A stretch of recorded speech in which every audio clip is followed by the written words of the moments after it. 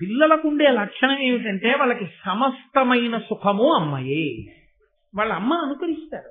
పైగా 1,000,000 మంది చెప్పిన మాట ఒకెత్తు, అమ్మ చెప్పిన మాట ఒక్కటి ఒకెత్తు. మీరు ఎప్పుడైనా పిల్లల్ని గమనించండి.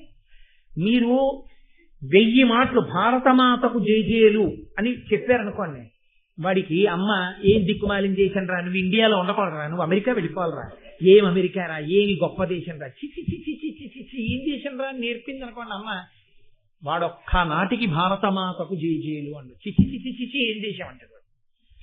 అమ్మ 1,000,000 మంది వచ్చి అమెరికా సుసంపన్నమైన దేశం, అక్కడికి వెళ్ళిపోరా, అక్కడ బతకాలి అని 1,000,000 మంది చెప్పనివ్వండి, ఎందుకురా నీకు అమెరికా? ఈ దేశం, ఈ జాతి, ఈ గంగ, ఈ నీరు, ఈ ఆవులు, ఈ దూడలు, ఈ పౌర్ణమి, ఈ చంద్రుడు, ఈ కొండలు, ఈ ఇల్లు, ఈ అనుబంధాలు నీకు వస్తాయిరా అందనుకోండి. 1,000,000 మంది చెప్పనివ్వండి, నాకెందుకండి అమెరికా? అమ్మ చెప్పినదేదో అదే బుర్రకెక్కుతుంది, అంతే ధర్మశాస్త్రం. అందుకే తల్లి బిడ్డలకి చెప్పేటప్పుడు చాలా పరిణతితో చెప్పవలసి ఉంటుంది. మీరు అందుకే లోకంలో చూడండి, నేను చెప్పే మాటలు పరమ యథార్థాలు మాట్లాడుతున్నాను, ఉబుసుపోని మాటలు నేను మాట్లాడటం లేదు. కొడుకు ఎంత సంతోషంగా ఉన్నా తల్లి గభాలను ఏడిచేసింది అనుకోండి, పిల్లాడి మనసు అతలాకుతలం అయిపోతుందండి, కదిలిపోతుందంటే పిల్లాడి మనసు. అమ్మ స్థానం అంత గొప్పది. అమ్మ ప్రత్యేకించి చిన్నతనంలో అమ్మ చెప్పిన మాటలు ఏ ఉన్నాయో అవి హత్తుకుంటాయి. నేను మీకు ఒక సత్యం చెప్తున్నా, తండ్రి మీద శత్రుత్వం కూడా పిల్లలకు వస్తుంది అమ్మ వేరుగా మాట్లాడితే. నీ నాన్న వల్ల నేను సుఖపడిందే ఉందిరా, నీ నాన్న వల్ల నేను సుఖపడిందే ఉందిరా అని అమ్మ 100 మాటలు అందనుకోండి, నాన్నగారు పనికి మాలినవాడు అన్న భావన కూడా వస్తుంది పిల్లలకి. నేను పరమ యథార్థం చెప్తున్నాను మీకు. గరుడోపాఖ్యానంలో ఈ సత్యాలన్నింటినీ నన్నయ్య గారు ఆవిష్కరిస్తారు. అందుకే అందరికన్నా జాగ్రత్తగా మాట్లాడడం నేర్చుకోవలసింది ఎవరు అంటే తల్లి. తల్లి ఏది పిల్లలతో మాట్లాడుతుందో పిల్లలు అలాగే తయారవుతారు. కాబట్టే తల్లి పరిణతితో మాట్లాడాలి, చాలా జాగ్రత్తగా మాట్లాడాలి. కాబట్టి ఇప్పుడు అమ్మతో ఇలా మాట్లాడితే ఆ పిల్లలు అన్నారు, దేనికమ్మా, దేనికి పిన్నమ్మ నీకు దాసి కావాలి? కేవలం అసూయ తప్ప ఆవిడ దగ్గర జవాబేముంది? కాబట్టి ఆ పిల్లలు అన్నారు, తప్పురా, అమ్మ చెప్పిందని ఇంత అన్యాయమా, మనం వెళ్ళి పాము తోకకి చుట్టుకోవడం ఎందుకు, పిన్నమ్మ అమ్మకి దాసి కావడం ఏమిటి, అన్ని వైభోగాలు వదులుకుని అమ్మకి సేవ చేయడం ఏమిటి, తప్పు. ఇలా ఏదో చెప్పింది కదా అని మనం చేసేయకూడదు, అమ్మ తప్పు కదా, అలా చెయ్యొచ్చా అన్నారు. ఆవిడ ఆశలన్నీ ఎవరి మీద పెట్టుకుందంటే, కొడుకుకి ఏదైనా చెప్పినప్పుడు వాడు వెంటనే తిరిగి అమ్మకి ధర్మం చెప్తే అంతే, ఎక్కడ లేని కోపం. ఆవిడ వెంటనే నేను మన్నింపబడగను గాక. వ్యగ్రత అన్నది ఎంత ప్రమాదమో తెలుసండి. అపారమైన కోపంలో అనరాని మాట నోటి వెంట వచ్చేసింది అనుకోండి, దా తర్వాత వచ్చేటటువంటి పరిణామములు భయంకరంగా ఉంటాయి. అయ్యో కోపంలో అనేశానండి అంటే కోపం పోతుందేమో, ఆ వాక్కు యొక్క ప్రభావం పోదు. అందుకే మన వాళ్ళు తిట్టినప్పుడు కూడా మంగళప్రదమైన తిట్టు తిట్టించేవారు తప్ప మంగళప్రదము కాని తిట్టు తిట్టనిచ్చేవారు కాదు. నీ అమ్మ కడుపు మాడా అనేవారు. నీ అమ్మ కడుపు మాడా అన్న తిట్టు ఎందుకు తిట్టేవారో తెలుసా అండి? అదొక్కటే. ఎప్పుడు మా చిన్నతనంలో ఎప్పుడైనా తిరిచే పెద్దలు ఆ ఒక్క తిట్టే తిట్టేవారు. నీ అమ్మ కడుపు మాడా అన్న మాటకు అర్థం ఏమిటంటే, నీ అమ్మ కడుపున నీలాగే అనేక మంది బిడ్డలు ప్రసవించి నీ అమ్మ పథ్యం చేసి కడుపు కాలుతున్నా పిల్లలకి పాలిచ్చి అనేక మంది పిల్లలకు తల్లి అయి అందరూ దీర్ఘాయుష్మంతులై నువ్వు మీ పిల్లలు అమ్మ నాన్న సుఖముగా ఉండెదరుగాక ఆశీస్పూర్వకమైనటువంటి తిట్లే తప్ప తిట్టులో కూడా పొరపాటున కూడా వ్యగ్రతతో వాక్కునందు వ్యగ్రత దుష్పరిణామములకు దారి తీసేటట్టుగా నోటి వెంట మాట మాట్లాడడం అన్నది లేదు. మాటల చేత దేవతలు మన్నన చేసి వరంబులిత్తురు. ఆ మాట వలన దేవతలు మన్నన చేసి వరం ఇస్తారు. నువ్వు చాలా గొప్పగా అభిషేకం చేసి పూజ చేసి పాదాత్మ్యతతో బయటికి వచ్చావు, గభాలను అనిచావు మాట సత్యం అయిపోతుందంటే. గభాలను ఒక్కొక్కసారి అన్నమాట నిజమైపోతుంది. అది కత్తి కుడిపిన తర్వాత అయ్యో ఆ రోజునంత కోపం తెచ్చుకోకుండా ఉండవలసింది, ఆ కోపం తెచ్చుకోకుండా ఉండవలసిందని బాధపడితే ఉపయోగం ఉండదు. కోపము అన్నది నోటికి వచ్చేయాలి, కానీ మనసుకి భర్తని అంటున్నానా బిడ్డలను అంటున్నానా ఏమీ ఉండదు. అందుకే తిట్లలో అత్యంత భయంకరమైన తిట్టు ఏమిటో తెలుసా అండి? బూడిద అంటుంటారు, లేకపోతే చావు అంటుంది. తప్పు. అస్తమానం 10 మార్లు నోటి వెంట అసలు అటువంటి మాట రాకూడదు. ఇంట్లో అటువంటి మాట అసలు అనకూడదు. పసిపిల్లల్ని అనునయించి మాట్లాడడంలో కొన్ని ఇళ్లలో ఎంత మంగళకరమైనటువంటి మాటలు ఉంటాయో, కొంతమంది పెద్దవాళ్ళ నోటి వెంట అంత అమంగళకరమైన మాటలు పిల్లలను ఉద్దేశించి మాట్లాడతారు.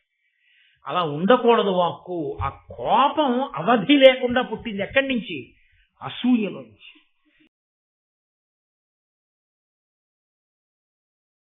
మహాభారతంలో ఆది పర్వం చాలా ప్రఖ్యాతి వహించినటువంటి పర్వం. అందున విశేషించి ఆది పర్వంలో గరుడోత్పత్తి అనగా గరుత్మంతుని యొక్క జననం, ఆ ఆఖ్యానములకు చాలా విశేషమైనటువంటి ప్రాధాన్యత. నన్నయ్య గారు దానికి ఫలశ్రుతిని చెప్పారు. అది అనేక విధాలుగా మంత్రరహస్యంగా, దివ్యమైనటువంటి దర్శనంగా, అనితర సాధ్యమైనటువంటి బలపరాక్రమములతో జన్మించినటువంటి ఒక దివ్య పురుషుని యొక్క గాథగా, తల్లిని దాస్యం నుంచి విడిపించినటువంటి ఒక ఉత్తముడైన కుమారుని యొక్క చరిత్రగా, విశేషించి ఆదిపర్వం మహాభారతాన్నంతటినీ సూక్ష్మీకరిస్తుంది. అసలు మహాభారతం కథంతా ఎందుకు నడిచిందో కేవలము గరుడోత్పత్తి ఎందే ఉంటుంది. ఆ వినత, కద్రువ, కశ్యప ప్రజాపతి ఆ కథ పునాదిగా చేసుకుని మిగిలిన మహాభారతాన్నంతటినీ నిర్మాణం చేయడం జరిగింది. నిర్మాణం చేయడం జరిగింది అంటే కల్పిత కథగా సృష్టించారని నా ఉద్దేశ్యం కాదు. కానీ జాగ్రత్తగా పరిశీలనం చేసినప్పుడు కశ్యప ప్రజాపతి, వినత, కద్రువుల యొక్క కథయే తరువాతి కాలంలో మహాభారతంగా పరిణమిస్తుంది. అంటే దాని ఉద్దేశ్యం ఏమిటి అంటే, ఇందులోని మనిషి దేని వలన పాడవుతాడో, దేని వలన మనిషి ఉన్నతిని పొందుతాడో, మనిషి యొక్క ప్రధానమైన బలహీనత ఏదో, ఏ బలహీనత మనిషిని పాడు చేసేస్తుందో, ఒక చెట్టు యొక్క తొర్రలో ప్రారంభమైనటువంటి అగ్నిహోత్రం చిట్ట చివరికి ఆ చెట్టుని ఎలా కాల్చేస్తుందో, అలా మనకి సంతోషంగా కనిపించేటటువంటి ఏ గుణం చిట్ట చివరికి మనల్ని ఆశ్రయించిన వారిని కూడా నశింపచేస్తుందో, అటువంటి విశేషములతో కూడినటువంటి ఆఖ్యానము ఈ గరుడోత్పత్తి. అందుకే దానికి పెద్దలు చాలా ప్రాధాన్యత ఇస్తారు. అటువంటి కథని మనం మహాశివరాత్రి నాడు చెప్పుకోగలగడం కేవలం ఈశ్వరుని యొక్క నిర్హేతుక కృపాకటాక్ష వీక్షణము.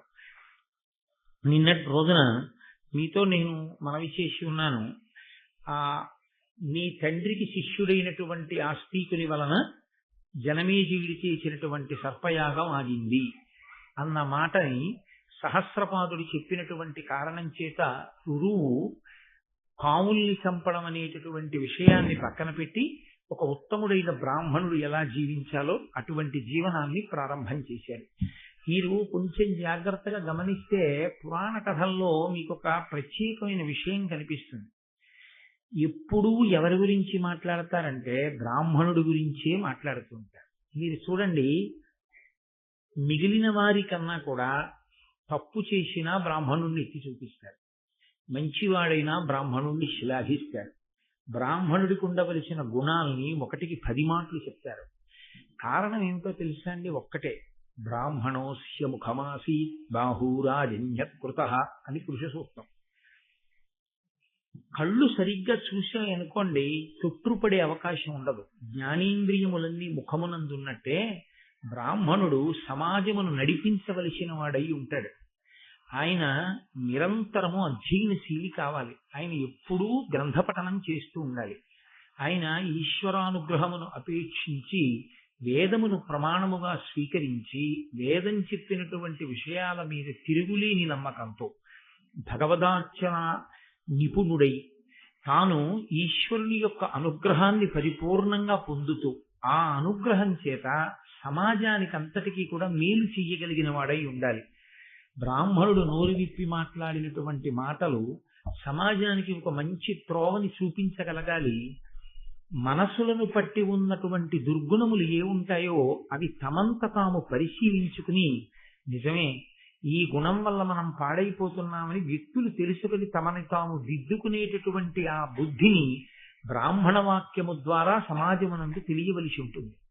అటువంటి బ్రాహ్మణుడే చెడిపోయాడు అనుకోండి, చాలా ప్రమాదకరం కదా. ట్రైన్లో అన్ని కోచ్ల్లో ఉన్న వాళ్ళు నిద్రపోయినా పర్వాలేదు, ఇద్దరు మాత్రం నిద్రపోకూడదు. అసిస్టెంట్ డ్రైవర్ నిద్రపోతూ డ్రైవర్ నడిపినా ప్రమాదం లేదు. అసలు నిజానికి అది కూడా ఒక రకంగా ప్రమాదమే. కానీ డ్రైవరు, అసిస్టెంట్ డ్రైవరు, గార్డు ఈ ముగ్గురు నిద్రపోయారనుకోండి, ఆ రైలుకి ఉపద్రవం. మిగిలిన అన్ని కోచ్ల్లో వాళ్ళు ఎక్కేది నిద్రపోవడానికి. ఎందుకని అంటే వాళ్ళకు ఒక నమ్మకం, ఈ రైలు వెళ్ళిపోతుంది తిరుపతి అని. ఎందుకు వెళ్ళిపోతుంది రైలు తిరుపతి? ముందు ఇంజిన్ లో ఉన్నటువంటి డ్రైవరు, అసిస్టెంట్ డ్రైవరు నిద్రపోకుండా పరాకుగా ఉంటారు. రైలు చివర ఉన్నటువంటి గార్డు నిద్రపోకుండా పరాకుగా ఉంటాడు. ఈ ముగ్గురు నిద్రపోకుండా ఉంటే నిద్రపోయిన వాళ్ళందరూ తాము చేరవలసిన గమ్యస్థానం చేరిపోతారు. మిగిలిన వాళ్ళందరూ తెలివిగా ఉండి ఈ ముగ్గురే నిద్రపోయారనుకోండి, చాలా ప్రమాదకరమైనటువంటి స్థితికి వెళ్ళిపోతుంది. ఒక్కొక్క స్థాయిలో శాస్త్రము అలాగే విశ్వసిస్తుంది. ఒక్కొక్కరు అలా బ్రతకాలి అని కోరుతుంది, అలా మాట్లాడాలి అని కోరుతుంది. అలా శాస్త్రాధ్యయనం చేస్తూ ఉండాలి, మంచి మాటలు చెప్తూ ఉండాలి సమాజానికి అని వాళ్ళ మీద ఒక కర్తవ్యాన్ని శాస్త్రం ఉంచింది. అందుకే ఎప్పుడు ఎవరు పాడైతే శాస్త్రం వేలెత్తి చూపిస్తుంది అంటే బ్రాహ్మణుణ్ణే వేలెత్తి చూపిస్తుంది. ఆ బ్రాహ్మణుడు మంచివాడైతే, సమాజానికి పనికొచ్చేవాడైతే అతన్ని రక్షించమంటాడు. ఎందుకో తెలుసా అండి? ఒక్కటే కారణం, దానములన్నిటిలోకి ఏ దానము గొప్ప అని అడిగారు. సాధారణంగా మనం ఏమంటామంటే అన్నదానము గొప్ప అంటాం. మంచిదే, నేను కాదంటలేదు, దాన్ని నేను వ్యతిరేకించి మాట్లాడటం లేదు. కానీ అన్నిటికన్నా చాలా గొప్ప విషయం ఏది అంటే ఒక మంచి మాట చెప్పడమే అది శాస్త్రం. ఒక్క చెడ్డవాడి యొక్క మనసు మారి మంచివాడిగా మారాడనుకోండి, ఆ కుటుంబం, ఆయన చుట్టుపక్కల ఉన్నవాళ్ళు, సమాజము అంతా శాంతిని పొందుతుంది. అందుకే మంచి మాటలు చెప్పాలి అంటే ఏదో తనకు అనుష్ఠానం లేకుండా, తాను ముందు అలా ప్రవర్తించకుండా ఇతరులకు చెప్పే అధికారం లేదు. సంధ్యావందనం చెయ్యండి అని చెప్పే ముందు తాను సంధ్యావందనం చెయ్యాలి. వేదము ప్రమాణము అని చెప్పే ముందు తాను వేదమును ప్రమాణముగా అంగీకరించాలి. ఈశ్వరుణ్ణి నమ్మండి అని చెప్పే ముందు తాను ఈశ్వరుణ్ణి నమ్మినవాడై ఉండాలి. 4 మంచి మాటలు చెప్పే ముందు తాను 4 మంచి గ్రంథములను చదివినవాడై ఉండాలి. తాను మంచి మాటలు చెప్పేటప్పుడు తన స్వంతంగా ఏమీ చెప్పక్కర్లేదు. వ్యాస వాల్మీకాదులు ఏం చెప్పారో వాటిని చెప్పగలిగితే చాలు. యథార్థ కోణంలో వాళ్ళు ఏం చెప్పారో ఆ మాటని చెప్తే అవి ఎప్పటికీ ప్రజలందరికీ కూడా మార్గదర్శకములు, కరదీపికలే. దాని చేత సమాజము ఉద్ధరింపబడుతుంది. అందుకే సన్యసించి పీఠాధిపత్యంలో ఉన్న మహాపురుషులు కూడా అనుగ్రహ భాషణం చేస్తారు. ఎందుకు చేస్తారు అంటే నిజానికి వాళ్ళ స్వరూపం మౌనం. వాళ్ళల్లో వాళ్ళు రమిస్తూ ఆత్మగా ఆనందమును అనుభవిస్తూ ఉంటారు. అటువంటి వ్యక్తులు దేని కొరకు మాట్లాడతారంటే, మేము మాట్లాడకపోతే సమాజానికి మార్గం ఎలా తెలుస్తుంది అని మాట్లాడతారు. అందుకే వారు మాట్లాడడము కూడా త్యాగమే అని అభివర్ణించింది శాస్త్రం. కాబట్టి గరుడోత్పత్తిని ప్రారంభం చేస్తూ నన్నయ్య గారు ఒక మాట చెప్తారు. కృతయుగంలో కశ్యప ప్రజాపతి అనేక మంది భార్యలతో ఉండేవాడయ్య. మళ్ళీ అదొక గమ్మత్తు, బ్రాహ్మణునకు 4 వర్ణముల వారిని భార్యలుగా స్వీకరించడానికి అధికారం ఉంది. అయితే దానికి కొన్ని ప్రత్యేకమైనటువంటి పరిస్థితులు ఉంటాయి. ఆయా పరిస్థితుల యందు మాత్రమే స్వీకరించాలి తప్ప అధికారం ఉంది కదా అని స్వీకరించకూడదు. ఏకపత్ని వ్రతమే అన్నిటికన్నా సర్వోత్కృష్టమైనటువంటి వ్రతం. కానీ కొన్ని కారణముల చేత 4 వర్ణముల వారిని వివాహం చేసుకోవడం అనేటటువంటిది బ్రాహ్మణుడికి శాస్త్రంలో అంగీకరింపబడినటువంటి సిద్ధాంతం. కశ్యప ప్రజాపతి అంతమంది భార్యల్ని స్వీకరించాడు అంటే కారణం ఒక్కటే, చతుర్ముఖ బ్రహ్మగారు ఆయన్ని ఆదేశించాడు. ఈ భూమి మీద ఎన్నో రకాలైనటువంటి ప్రాణిజాతము ఉత్పత్తి జరిగేటట్టుగా చాలా గొప్ప తేజస్సు కలిగిన వాడివి కనుక, నీవు ప్రజాపతివి కనుక, నా పుత్రుడు కనుక, ప్రజోత్పత్తి జరగడం కోసం అనేకమైన ప్రాణులు సృజింపబడాలి. ఇన్ని రకాలైన ప్రాణులు సృజింపబడడానికి నీవు తగినటువంటి పరిశ్రమ చేయవలసినది అని ఆజ్ఞాపిస్తే ఈ భూమి మీద ఉన్నటువంటి అనేక రకములైనటువంటి ప్రాణులు పాములతో సహా అన్నీ కశ్యప ప్రజాపతి బిడ్డలే. ఆ మాటకొస్తే ఈ భూమి కూడా కశ్యప ప్రజాపతిది. కాశ్యపి అని పేరు. ఈ భూమిని కశ్యప ప్రజాపతి దానం పట్టాడు. అందుకే కశ్యప ప్రజాపతి యొక్క స్పర్శ లేకుండా మీకు ఎక్కడ ఏది ఉండదు. అంతటి మహాపురుషుడైన ఆ కశ్యప ప్రజాపతికి ఉన్న భార్యలలో వినత కదురువ, లేదా కదురువ వినత పెద్ద భార్యగా, వాళ్ళిద్దరూ కూడా ఆయన భార్యలు. ఇద్దరే భార్యలు మాత్రము కాదు, వాళ్ళిద్దరూ కూడా ఆయన భార్యలు. ఈ కథకి సంబంధించినంత వరకు ఆ ఇద్దరు భార్యల యొక్క విశేషమే ప్రముఖముగా అవసరము కనుక కశ్యప ప్రజాపతి భార్యలుగా ఇద్దరి గురించే ప్రస్తావన చేయబడుతూ ఉంటుంది. వారు భర్తని ప్రార్థన చేశారు, నీ తేజస్సు వలన మేము సంతానమును పొందాలని అనుకుంటున్నాము. ఇలా అడిగే ముందు కొన్ని వేల సంవత్సరములు ఆయనకి పరిచర్య చేశారు. ఇది సనాతన ధర్మంలో ఒక గొప్ప విచిత్రమైనటువంటి విషయం. వివాహం చేసేటప్పుడు సంకల్పం ఏమని చెప్తారంటే ప్రజాపత్యర్థం అని చెప్తారు. అంటే ధర్మబద్ధమైన సంతానమును పొందుట కొరకు మాత్రమే వివాహం అనేటటువంటి ప్రక్రియ వచ్చింది. ఆర్షధర్మం చాలా చాలా గొప్పది. ఎందుచేతనంటే మనిషి యొక్క బలహీనతని బలంగా మార్చే ప్రయత్నం చేస్తుంది. నువ్వు ఇది చెయ్యకూడదు అని చెప్పి విడిచిపెట్టేశాను అనుకోండి, అది చెయ్యకుండా మీరు ఉండలేరు. మీరు కొంచెం జాగ్రత్తగా ఆలోచించండి. శాస్త్రంలో చాలా కష్టమైంది ఏమిటంటే విహిత కర్మాచరణము తేలిక, నిషిద్ధ కర్మ పరిత్యాగము చాలా కష్టం. మీరు స్నానం చెయ్యండి అని నేను అన్నాను అనుకోండి, మీరు స్నానం చేయడం తేలిక. మీరు స్నానం చేసేటప్పుడు మాత్రం రావణాసురుని జ్ఞాపకం తెచ్చుకోకండి అని నేను అన్నాను అనుకోండి, రావణాసురుణ్ణి జ్ఞాపకం తెచ్చుకోకుండా స్నానం చేయడం చాలా కష్టం. రావణుణ్ణి జ్ఞాపకం తెచ్చుకోవద్దన్నాడు, అదే గుర్తొస్తుంది. నిషిద్ధ కర్మని విడిచిపెట్టలేడు, అది మనిషి యొక్క బలహీనత. దానికి కారణం ఏమిటి అన్నది నేను మీతో ప్రస్తావన చేశాను. కోట్ల జన్మలుగా తరువుకొచ్చినటువంటి వాసనా బలం మనిషిని ఒక స్థాయిలో నిలబడనివ్వదు, కిందకి లాగేస్తుంటుంది.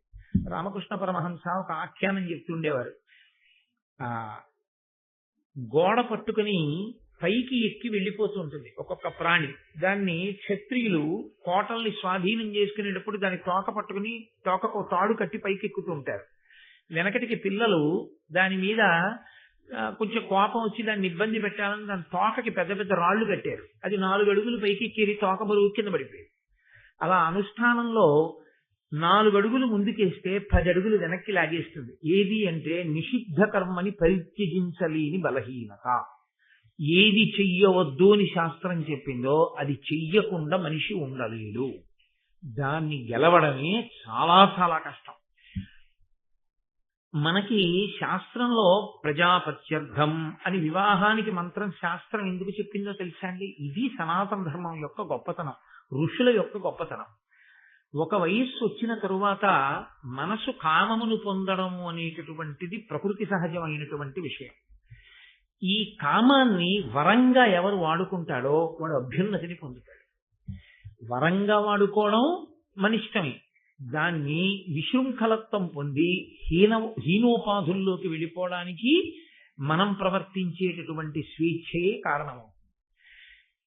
ధర్మపత్ని అని కామాన్ని ధర్మంతో ముడేసేస్తారు. ముడివేసి స్త్రీని తీసుకొచ్చి పక్కన కూర్చోబెడతారు. ఇప్పుడు ఆమె యందు అనురక్తుడై ఉంటే ఏమి దోషం లేదు. ఆయన కామము ఆవిడ యందు మాత్రమే ఉంటే అది ధార్మిక కామము. ఈ ధార్మిక కామమునకు ఫలితము పుత్రుడనబడేటటువంటి అర్థము. డబ్బు ఎలా ఉపయోగపడుతుందో అలాగే కొడుకు అనబడేటటువంటి అర్థం కూడా అనేక ప్రయోజనములను తీసుకొస్తాడు. తాను సంధ్యావందనం చెయ్యలేని రోజంటూ వస్తే కొడుకు చేస్తాడు తన బదులు. తనకి ప్రాణోత్క్రమణం అయిపోతుంటే 1,00,000 తేళ్లు కుట్టిన బాధ కలుగుతుంది అంటుంది గరుడ పురాణం. అప్పుడు కొడుకు ఒళ్ళో తలపెట్టుకుని ప్రాణోత్క్రమణం అవుతుంటే చాలా మనసు ప్రశాంతంగా ఉండి ఆ బాధ ఉండదు అంటుంది. ప్రాణోత్క్రమణ సమయమునందు మరణవేదనలో విపరీత దుఃఖం కలగకుండా ఉంచగలిగిన ఏకైక స్థానం పుత్రుడి యొక్క ఒడి ఒక్కటే. అందుకే ఐశ్వర్యములలోకెల్లా మహదైశ్వర్యం పుత్రగాత్ర పరిష్వంగమే. కొడుకుని కౌగిలించుకోగలగడం, అంటే కొడుకుని కౌగిలించుకోవడం అంటే దాని అర్థం ఏంటి? తండ్రి కొడుకు ఒక్క ఇంట్లో ఉండగలగడం. ఉంటే ప్రతిరోజు కొడుకుని చూడగలడు. ఎప్పుడు ప్రేమ కలిగితే అప్పుడు కొడుకుని ముట్టుకోగలడు. ఒక వయసు వచ్చిన తరువాత ప్రాణోత్క్రమణం ఎప్పుడవుతుందో ఎవరికి తెలుసు? అసలు చిన్నప్పుడే అవచ్చు, కనీసం వృద్ధాప్యంలో. అందుకని కొడుకుతో కలిసి ఉండు అంటుంది శాస్త్రం. కొడుకు ఒళ్ళో ప్రాణం వదలడం, కాశీలో ప్రాణం వదలడం. ప్రాణం వదిలిన తరువాత తండ్రి చేసుకున్నా చేసుకోకపోయినా పుణ్యాన్ని కొడుకు గయాశ్రాద్ధం పెడతాడు. గయ వెళ్ళి శ్రాద్ధం పెట్టినటువంటి కారణం చేత పునరావృత్తి రహిత శాశ్వత శివ సాయుధ్య స్థితిని ఆ తండ్రి పొందుతాడు. కాబట్టి ఇప్పుడు కామము ధర్మంతో ముడిపడితే కొడుకు అనబడేటటువంటి అర్థం వచ్చింది. డబ్బొక్కటుంటే ఇల్లు కొనుక్కోవచ్చు, కారు కొనుక్కోవచ్చు, స్థలం కొనుక్కోవచ్చు, పొలం కొనుక్కోవచ్చు, బట్టలు కొనుక్కోవచ్చు, నగలు కొనుక్కోవచ్చు. కొడుకు ఒక్కడుంటే ఇన్నిటినీ ఇస్తాడు. కూతురు ఒక్కతుంటే కన్యాదాన ఫలితం చేత గట్టెక్కిస్తుంది. కాబట్టి ఈ సంతానము కలగడం కొరకు మాత్రమే వివాహం. ఆ సంతానమే కలగకపోతే ఆ వివాహము ఇబ్బందికరమైపోయింది అని గుర్తు. కాబట్టి వివాహమునందు సంకల్పం ఒక్కటే, ప్రజాపత్యర్థం, బిడ్డల కొరకు. ధర్మంతో కామాన్ని ముడివేస్తారు తప్ప కేవలము కామోపభోగం కొరకు గృహస్థాశ్రమంలో ప్రవేశించడం అన్నది సనాతన ధర్మమునందు లేనే లేదు. అసలు దాని కొరకు అది లేదు. అందుకే ప్రజాపత్యర్థం. కాబట్టి ఇప్పుడు పుట్టేటటువంటి సంతానము తేజోవంతులు కావాలి. ఆ తేజోవంతులైనటువంటి సంతానము తనని ఉద్ధరించడంతో సరిపోదు. వాడు తప్పు పని కాని చేశాడో, చెయ్యకూడని పనులు వాడు చేశాడో, అంతకుముందు పుణ్యం చేసుకుని స్వర్గలోకానికి వెళ్ళి ఎన్నో దాన ధర్మాలు చేసినటువంటి స్వర్గలోకంలో ఉన్న 7 తరాల వాళ్ళని తీసుకొచ్చి నరకంలో దారేస్తారు. ఇలాంటి వాడిని కన్నావు, ఇదిగో 7 తరాల్లో పుట్టాడు అలాంటి వాడని. అందుకే కొడుకుని కనడంతో సరిపోదు, ఆ కొడుక్కి సరి అయినటువంటి బుద్ధి నేర్పించడం కూడా తండ్రి యొక్క కర్తవ్యంగా ఉంటుంది. అందుకే ఒక్క సరి అయిన భార్య లభించకపోతే ఆ జన్మ పోతుంది. సరి అయిన పుత్రుడు జన్మించకపోతే తనతో పోదు, 7 తరాలు పోతాయి. అందుకే పూర్వం ఏం చేసేవారంటే ధర్మపత్నిని స్వీకరించగానే కేవలము కామోపభోగము కాదు, ధర్మపత్నితో కలిసి ఈశ్వరార్చన చేసేవారు. ఇప్పటికీ మనకి వివాహ కాండలో యథార్థమునకు స్థాళీపాకము అని ఒకటి ఉంది. అందులో వడ్లు దంచాలి. నేను నిన్నటి రోజున మీతో మనవి చేశాను, అది ఎంత ముఖ్యమైందో. భర్త హోమం చేస్తుంటే వధువు వడ్లు దంచుతుంది. వడ్లు దంచి ఆ అన్నంతో కొంతమంది బ్రాహ్మణులకి ఔపోసన పోసుకుంటారు. ఆ రోజున పోసుకుని భోజనం పెట్టాలి. అక్కడతో గృహస్థాశ్రమం నిజానికి ప్రారంభం. అగ్నికార్యం తర్వాత చేయవలసిన మంచి పని. దైవ కార్యములను చేసి అది ఎవరు ప్రధానంగా దానికి కర్త? పిల్లవాని యొక్క తండ్రి. ఆయనకి ధర్మం తెలిసి ఉండాలి. తన వంశంలో అటువంటి తేజోవంతులు కలగాలి అంటే కొడుకు చేత సత్కార్యములను చేయించాలి. ధార్మికమైనటువంటి కార్యములు, ఈశ్వరోపాసన కొంతకాలము చేసిన తరువాత భార్య అభ్యర్థించేది, నేను నీ వలన సంతానాన్ని పొందాలనుకుంటున్నానయా, ఇది నా హక్కు, నీ తేజస్సుని నేను భరించాలి, భరించి నీ రూపాన్ని లోకంలో నేను నడిచేటట్టు చెయ్యాలి.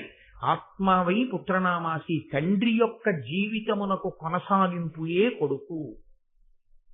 తండ్రియే కొడుకుగా భూమి మీద తిరుగుతాడు అని. అందుకే ఒక్క ధర్మపత్ని గర్భంలోంచి మాత్రమే ఆ బిడ్డడు రావాలి. కాబట్టి నీ తేజస్సును నా యందు ప్రవేశపెట్టి ధార్మికమైన సంతానమును నా యందు ఉత్పాదన చేయవలసినది అని పత్ని అభ్యర్థన చేసేది. ఒకనాడు కామము అంత ధర్మబద్ధం. అలా వినతా కదురువ అడిగారు కశ్యప ప్రజాపతిని, నీ వలన మేము సంతానాన్ని పొందాలనుకుంటున్నాం. ఇప్పుడు కశ్యప ప్రజాపతి అన్నాడు, తప్పకుండా మీకు ఎటువంటి సంతానాన్ని పొందుదామనుందో నాకు చెప్పండి. మీకు సంతానాన్ని పొందుదామనుంది మంచిదే, నేను కాదంటలేదు. కానీ ఎటువంటి సంతానం కావాలని మీరు అనుకుంటున్నారు? ఆయన నీకు ఇలాంటి సంతానం కలుగుతుంది, నీకు ఇలాంటి సంతానం కలుగుతుందని తన వాక్కు చేత నిర్ణయం చెయ్యగలిగినటువంటి మహాపురుషుడే. అయినా ఆయన తాను నిర్ణయించలేదు. ఎందుకు నిర్ణయించలేదు అంటే ఒక్కటే కారణం. కశ్యప ప్రజాపతి తామరాకు మీద నీటి బొట్టు లాంటి వాడు. రాక్షసులు ఆయన బిడ్డలే, దేవతలు ఆయన బిడ్డలే. ఆయన మాత్రం ఎప్పుడూ బ్రహ్మజ్ఞానంలో రమిస్తూ ఉంటాడు. ఆయన దేనిని అంటిపెట్టుకునేటటువంటి స్వభావం ఉన్నవాడు కాదు. సంసారము నుండి తరించిన మహాపురుషులే సనాతన ధర్మమునందు ఎక్కువ. ఋషులందరి సంసారంలో ఉన్నవాళ్ళు గారు. కాబట్టి కశ్యప ప్రజాపతి అటువంటి వాడు కనుక తన పత్నులను అడిగాడు, మీకు ఎటువంటి సంతానం కావాలని మీరు కోరుకుంటున్నారు అంటే, కద్రువ మొట్టమొదట కోరుకుంది. అనలతేజులు దీర్ఘతేహులునైన ఎట్టి తనూజులన్ వినుత సత్వుల కోరె కద్రువ వీవురం కడువేట్కతో వినత కోరె సుపుత్రులం భుజవీర్యవంతుల వారి కంటెను బలాధికులైన వారి కడింది వీరుల నిద్దరం. ఇది ఒక చమత్కారం. మహానుభావుడు నన్నయ్య భట్టారకుడు ఎంత ఆశ్చర్యకరంగా రచన చేస్తారో. అది ఆయన ఋషి మహానుభావుడు. మొదట కద్రువ కోరుతూ అంది, అగ్నిహోత్రంతో సమానమైనటువంటి తేజస్సు కలిగినటువంటి వాళ్ళు, విశేషమైనటువంటి బలమున్న వాళ్ళు, చాలా పొడుగైనటువంటి దేహములు కలిగినటువంటి వాళ్ళు, చాలా సత్వం ఉన్నటువంటి వాళ్ళు, నాకు అనేక మంది సంతానం కావాలి. ఆయన ఒక చిరునవ్వు నవ్వాడు. ఇలా వినత వంక తిరిగాడు. ఇందులో మనస్థితి అని మళ్ళీ ఒక మాట ఉంటుంది. మనస్థితి అంటే ఎంత అక్క చెల్లెళ్ళైనా తోడుకోవడాలు కదండి. అందుకని ఇప్పుడు వీళ్ళిద్దరికీ ఏమిటంటే ఒకరికి పుట్టేటటువంటి బిడ్డల బలం కన్నా బలవంతులు ఉండాలని. కద్రువ ముందేమనుకుందంటే 1000 మంది పిల్లలు, దీర్ఘదేహులు, అంత పొడుగైన శరీరం ఉన్నవాళ్ళు, అంత గొప్ప తేజస్సు ఉన్నవాళ్ళు, అంత బలవంతులు మీరు కోరుకున్నారు. ఇప్పుడు ఆవిడ మనసులో ఏదైనా కోపం ఉంటుందా అంటే ఉంది అని చెప్పడం చాలా కష్టం. ఎందుకంటే ఆవిడ కోరి ఊరుకుందండి. వెంటనే వినత వంక చూశాడు కశ్యప ప్రజాపతి. ఆవిడంది, ఈవిడ ఎంత బలం ఉన్న పిల్లలు కావాలని కోరుకుందో అంతకన్నా బలవంతులైన పిల్లలు. ఇప్పుడు ఏమవుతుంది కద్రువకి? అమ్మ బాబోయ్, దీని మనసులో ఇంతుందన్నమాట అన్న భావన వస్తుందా రాదా? ఈమె ఎంత బలవంతులైన బిడ్డలు కావాలని కోరుకుందో అంతకన్నా బలవంతులైనటువంటి బిడ్డలు సుపుత్రులన్. ఇది చాలా గొప్ప మాట విషయం. ఒక తండ్రి సంతోషించవలసినటువంటి మాట అక్కడ విషయం. ఇది వినత యొక్క అదృష్టం. ఆ మాట ఆవిడ నోటి వెంట రావడమే అదృష్టం. సుపుత్రులన్, సుపుత్రులైతే తల్లి కీర్తి కన్నా తండ్రిని బాగా ఉన్నతమైనటువంటి స్థానంలో నిలబెడతాడు. తల్లి సరే, తల్లిని ఆనందపరుస్తాడు, కానీ ఆ కొడుకు వలన ముందు పేరు పొందేటటువంటి వాడు ఎవరంటే తండ్రి. కాబట్టి సుపుత్రులైనటువంటి వారు నాకు కావాలి. అపారమైనటువంటి బలపరాక్రమములు కలిగిన వారు, కద్రువుకి పుట్టబోయేటటువంటి సంతానము కన్నా బలము కలిగినటువంటి వారు 2 పుత్రులు నాకు కావాలి. ఆమె అనేక మంది అని అడిగింది, ఈవిడ 2 అంది. 2 పుత్రులు కావాలి. కశ్యప ప్రజాపతి అన్నారు, తథాస్తు, అలాగే జన్మించెదరుగాక. ఇప్పుడు ఆయన ఏం చేయాలి? వాళ్ళు కోరుకున్న బిడ్డలు ఎలాంటి వాళ్ళు కావాలనుకున్నారో అలాంటి బిడ్డలే పుట్టాలంటే దైవానుగ్రహాన్ని సంపాదించాలి. అందుకని ఆయన పుత్రకామేష్ఠి చేశాడు. ఇక్కడ మీరు ఒక శాస్త్ర రహస్యాన్ని కొంచెం జాగ్రత్తగా పట్టుకోవాల్సి ఉంటుంది. తేజోవంతమైన సంతానము కలగడానికి కారణము ఒక్కటే. వంశంలో ఎక్కడో మహాపురుషులు ఉంటారు. ఎక్కడో మహాపురుషులు, అపారమైనటువంటి భగవద్భక్తి తత్పరులు, చాలా ప్రసన్నమైనటువంటి హృదయంతో దాన ధర్మాదులు చేసినటువంటి వారి యొక్క పుణ్య విశేషాన్ని బిడ్డలు అనుభవిస్తారు. నేను మీకు పరమ యథార్థం చెప్తాను ఇవాళ. ఒకడికి కలిసి వచ్చి కోట్లు వచ్చాయంటే అది వాడి గొప్ప కాదు. మీరు బాగా గుర్తుపెట్టుకోండి. ఎప్పుడు వాళ్ళ వంశంలో అంతకుముందు అందరూ కోట్లున్న వాళ్ళు కారు, పరమ పేదవారు ఉంటారు. కానీ ఎప్పుడో అప్పుడు ఆ వంశంలో తండ్రో తాతో ఎవరో ఒళ్ళంతా చెమట పట్టేటట్టుగా కష్టపడి సంపాదించుకున్న 4 రూకలలో విశాల హృదయంతో, పరమ ప్రేమతో ఎక్కడో అతిథికో, భగవంతుడికో, భగవద్భక్తుడికో తెలిసో తెలియకో ఏదో దానం చేశాడు. ఆయన చేసిన దానం ఉందే, అది కోట్ల రిప్లై కూర్చుంటుంది. ఆ కూర్చున్న పుణ్యం ఉందే, దాన్ని బిడ్డలు అనుభవించి ఈయనకి సంపద వస్తుంది. ఇప్పుడు దీని కొనసాగింపు ఎక్కడుంటుందో తెలుసా అండి? వీళ్ళు చేసే దాన ధర్మాల మీద, వీళ్ళ భక్తి తత్పరత మీద ఉంటుంది. దీన్ని కేవలం దాచుకోవడమే వచ్చింది అనుకోండి, క్రమంగా క్షయమేది. అలా కాకుండా దాన ధర్మాలు చెయ్యడం, అందులో ఒడిపిరిగి దానం, దానము ధర్మము గురువు గారిని సంప్రదించి చేయవలసి ఉంటుంది తప్పకుండా. అలా కాకుండా మీ సొంతంగా చేశారనుకోండి, అపాత్ర దానం జరిగితే దాని వలన ఎంతమందికి ప్రమాదాలు వచ్చాయో దానికి బాధ్యులు మీరై కూర్చుంటారు.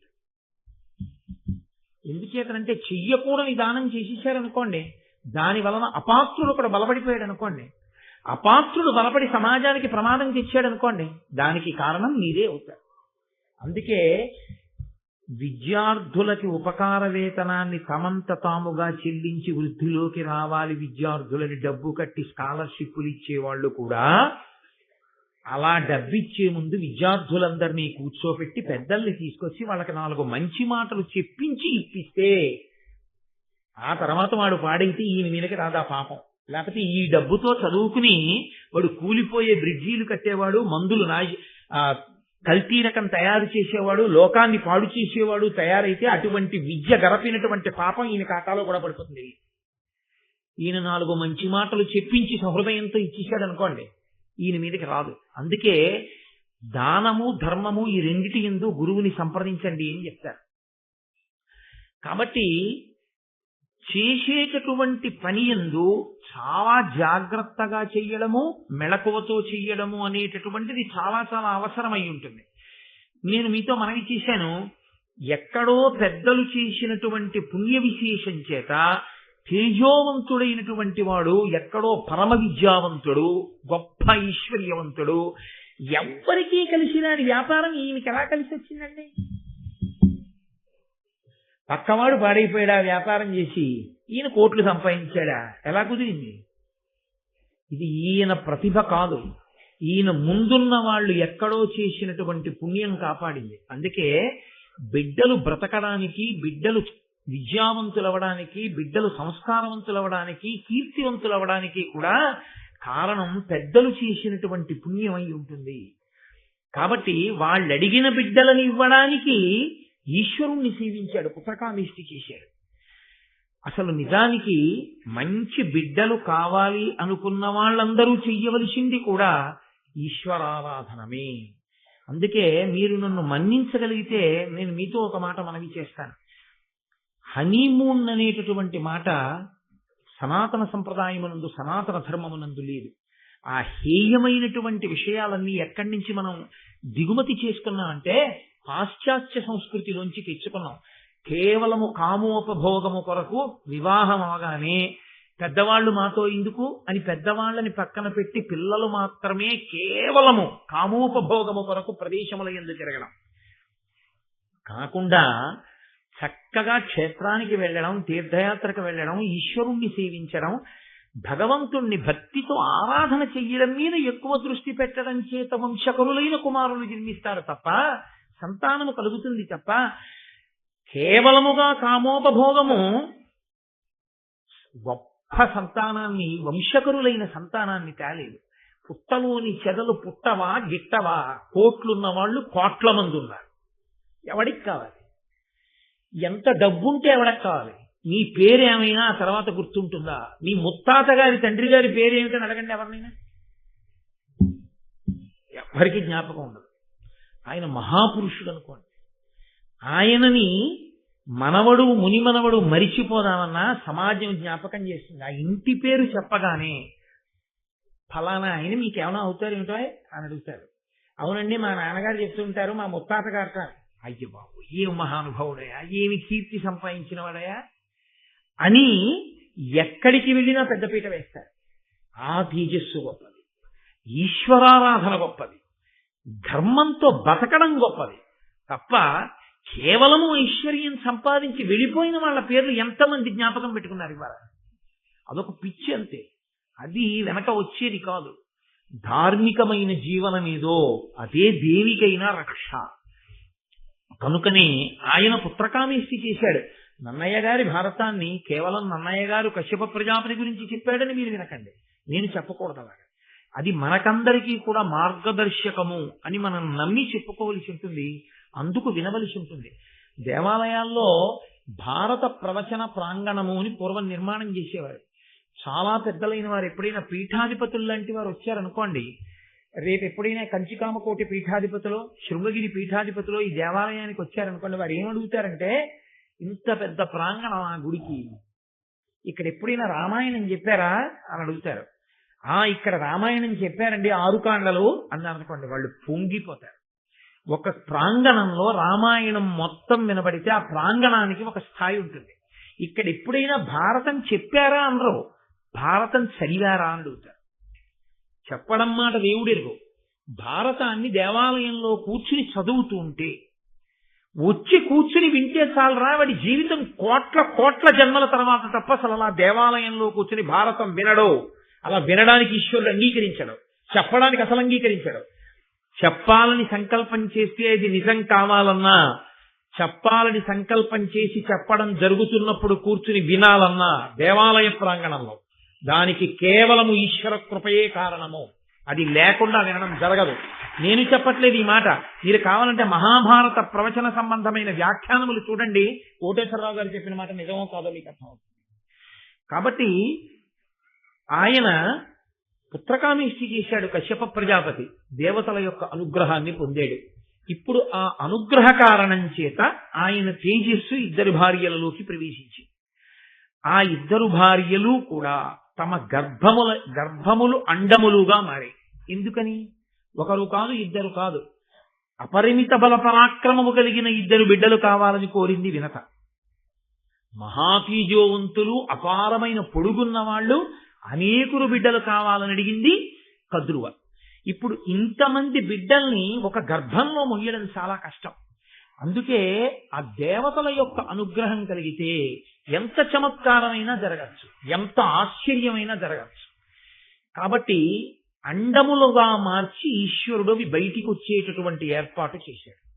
దాని వలన ఒక పక్షి గుడ్లు ఎలా పెడుతుందో అలా వాళ్ళిద్దరూ కూడా గుడ్లని ప్రసవించారు. ఆమెకి 1000 గుడ్లు కలిగాయి, కద్రువకి. వినతకి 2 గుడ్లు కలిగాయి. ఇప్పుడు ఈ గుడ్లు పొదగబడాలి.